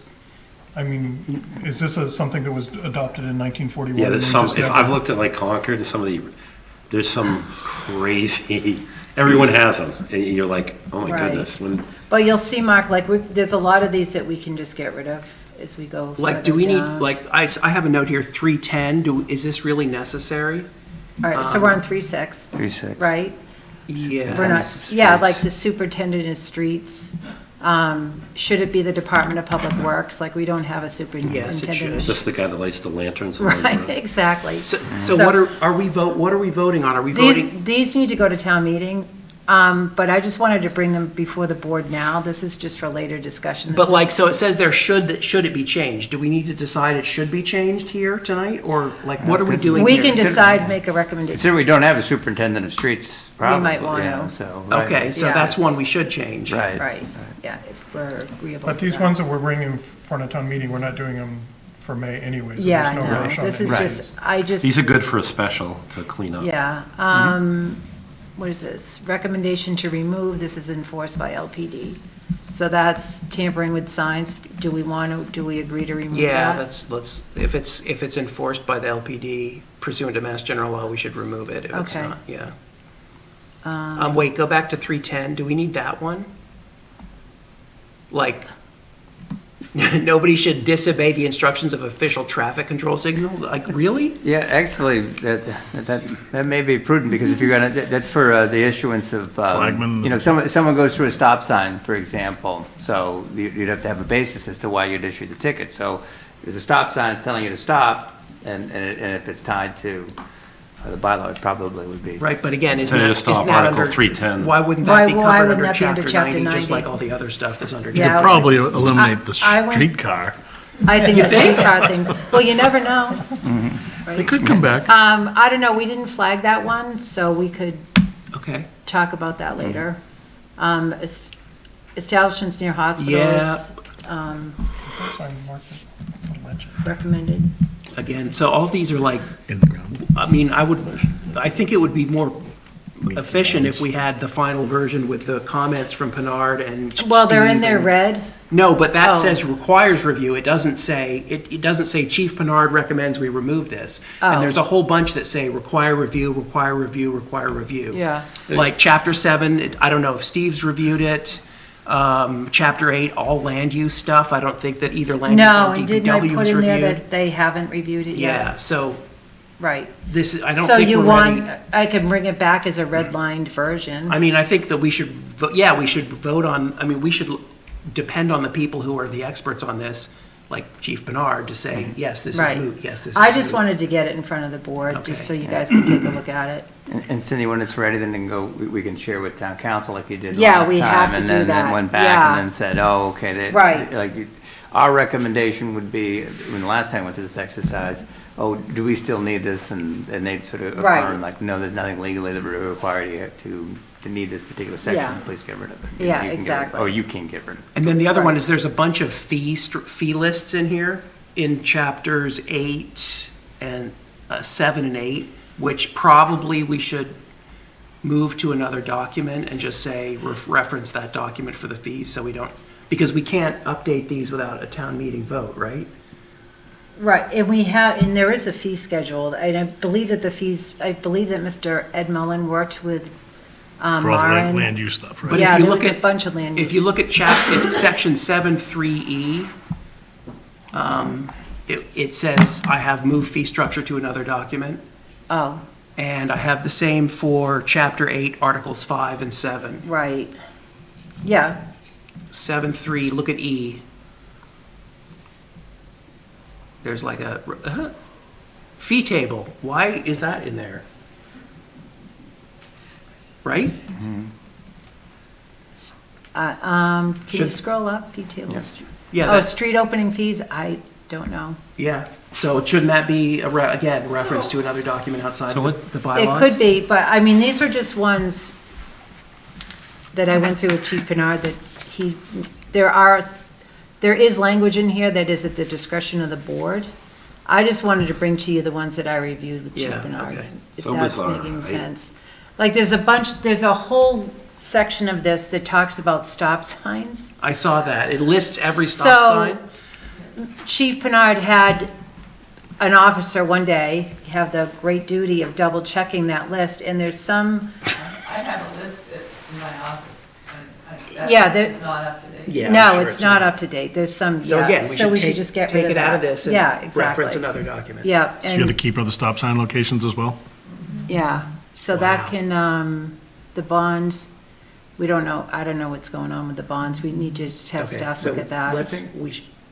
All right, so if you look at the first sentence of any town, what is the duty of the select board? It's to update policy, right? It's our policy. This is crazy to me, because this is telling me that these policies are Brian? that We're they've never been updated. No, we're supposed to be, yeah, this is an exercise that's supposed to be done, and Well, it just isn't On getting a done. rolling basis. It's not easy. Yeah. I mean, it's such an undertaking. We've started, since I got on the board, we've started this process and then just Mm-hmm. stopped. It's overwhelming. Well, if we could focus more of our time on this instead of. Well, I just bothering figured the town hall ones that employees, Chief Bernard said we can just get rid of, that's a great starting point, just to Sure. get those out of here. The ones that he said we can get rid of, let's get rid of. Yeah, and then the ones that require, there's some that require further discussion, but like the stop signs, like that whole section should just come out. So I guess we need like a concrete list of things that you want us to. Yeah, put on. so I just wanted you to just get It's really eyes on omitted, this. it's So- the omissions, right? Red line it out, 'cause we can still see it, but we're getting rid of it. Yeah. And We then agree to it. We vote on this specific set of changes. Right, and then if the And additions, then it's gotta go to then we're town gonna be at a meeting. Then point it's gotta of, go to town council, and it's Okay. gotta go to town meeting. like, we talked about adding a drone policy. Those are the things. Yeah, that's, Right, but additional. to Cindy's point, let's do one, if there's It stuff gets that we can do overwhelming. now, let's do it now. Right. So this other section is, these are all, we've already looked at these, we made changes. But this is the right piece? Yeah, it is, thank you, Ryan. So parking. I forget what we're looking on. Oh, no parking on certain streets. Oh, so, yeah, I gotta do a better job of editing this. So no parking on certain streets when otherwise marked. So see how we put in specific streets where people aren't supposed to park? Like, just change the language. When marked is prohibited, instead of trying to identify Every specific single street. streets. Yeah. It's just, yeah. And it's only those two. It's Foster to. Because that was a train, Bulkley. that's where people used to park in the Yeah. street for trains. Right, right. So is that the only change for that? On that one, yeah. But then so this is the same stuff that was up earlier, because in the document earlier. Oh, it might be a little bit redundant, Because Mark. I was looking at this angled parking thing and thinking, where do we have angled parking on King Street? You know what, the only reason we decided to keep that was just because with the common revitalization, if it was gonna be changed, we might end up with angle parking. We can recreate it, 'cause that's specific to King Street, right? Right. I'm sure that there's a, So, are we voting on this too? So, Is any of this final that we? well, can we've vote already on? talked about these, so if we could just vote on these to accept our changes, like we could change Board of Selectmen to Select Board. We decided to change the fee from $5 to $20. And that was just a name change within that policy. Okay. And then we can just keep scrolling down. That, the Board of Selectmen to Select Board, that can just be changed in the regulations. Yeah, and I think Because it was voted at town meeting. it was voted at town meeting, it's just that this is in your regulations, not in the actual town. Oh, so pen and ink changes, if it's not substantive, right? we can Correct, change it's not substantial, so it doesn't have to be. it. Okay. Right, and here we changed, instead of officer issuing permits, permitting authority. We just changed some language there. And then, Why do we regulate antique shops separate from every other business in Littleton? Serious question. Why do we single them out? So I asked that question before, and it's not meant to be antique shops, it's meant to be the pawn shops. Oh, okay, Yeah. thank you. But it is worded as if, yeah. The Interesting. secondhand kind of implies antique shops. Right. Or thrift shops, or. And so that was language you can see that's lined. Okay. That we decided to take out. Yep. Amusement devices, we decided these are the only changes just because of Remove golf that stuff. simulators. This is Yeah, big with arcades, right? yeah, And then the legal notice. Movie theater. Yeah. Okay, right, and all of that stuff. so we're going to vote to amend Article 5, 6, Chapter 11, and Chapter 2, it sounds Right. like. Okay. Hours to play, we talked about that. Right.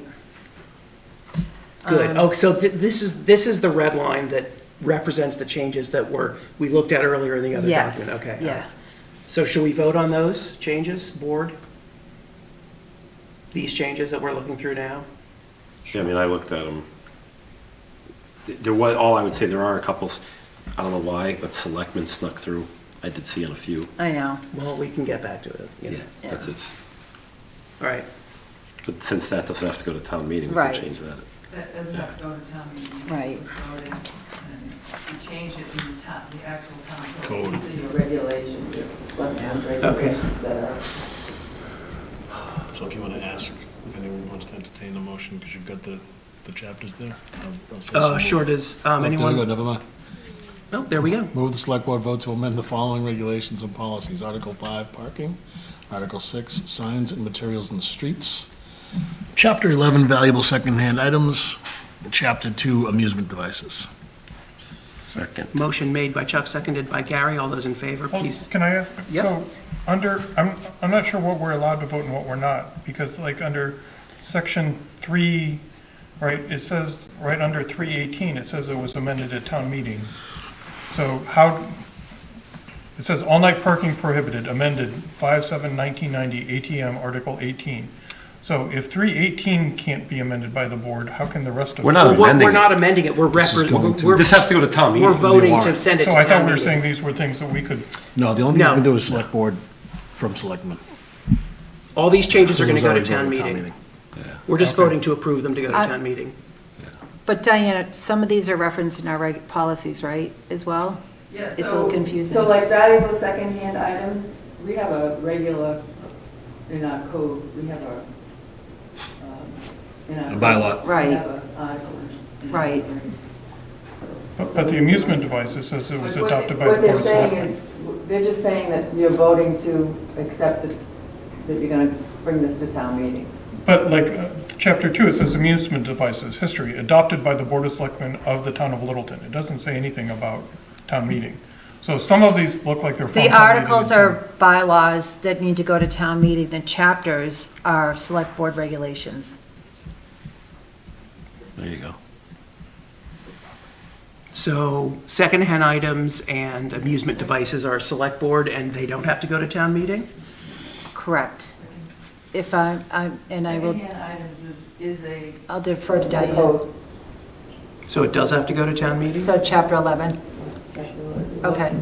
So what about chapter 2? We can put this to town council as well, just to make sure that we aren't. Yeah, it's- You know, you have it all teed up for the Yeah. next meeting. Get a motion. Right. So we can check on that. Yeah, but it sounds like now we're not sure. You have to kill it. Because the police chief does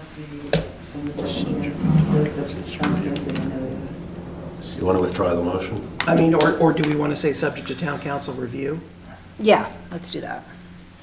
So amended? So amended. Okay. So we have a motion and a Second. second. And we will now take a vote. All those in favor, please say aye. Aye. Aye. Motion carries 5-0. Okay. Last item, minutes of March 27th. Did anyone have any corrections or comments? And if not,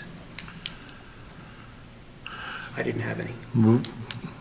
Move to approve the minutes of March 27th, 2023. Second. Motion made by Chuck, seconded by Mark. All those in favor, please say aye. Aye. Aye. Motion carries 5-0. Motion to to adjourn? Motion. No, hold on, before we go. Yep. Just wanted to get on record. Congratulations. Congratulations. Interim, so- Thank you. And thank you very much Thank you. for all the Thanks for work you're stepping doing. up. Appreciate it. Sure, thank you. Thank you. You're already starting your ethos, I like it. Changing the culture Walk the right walk. now. Pillars. Walk the walk. Pillars and culture, right. Do we have a motion to adjourn? I made it.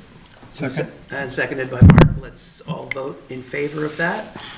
Anyone, Aye. and everyone in favor, please say aye. I Aye. think you're kind of micromanaging us right now. We're adjourned. Thank you, ladies and gentlemen.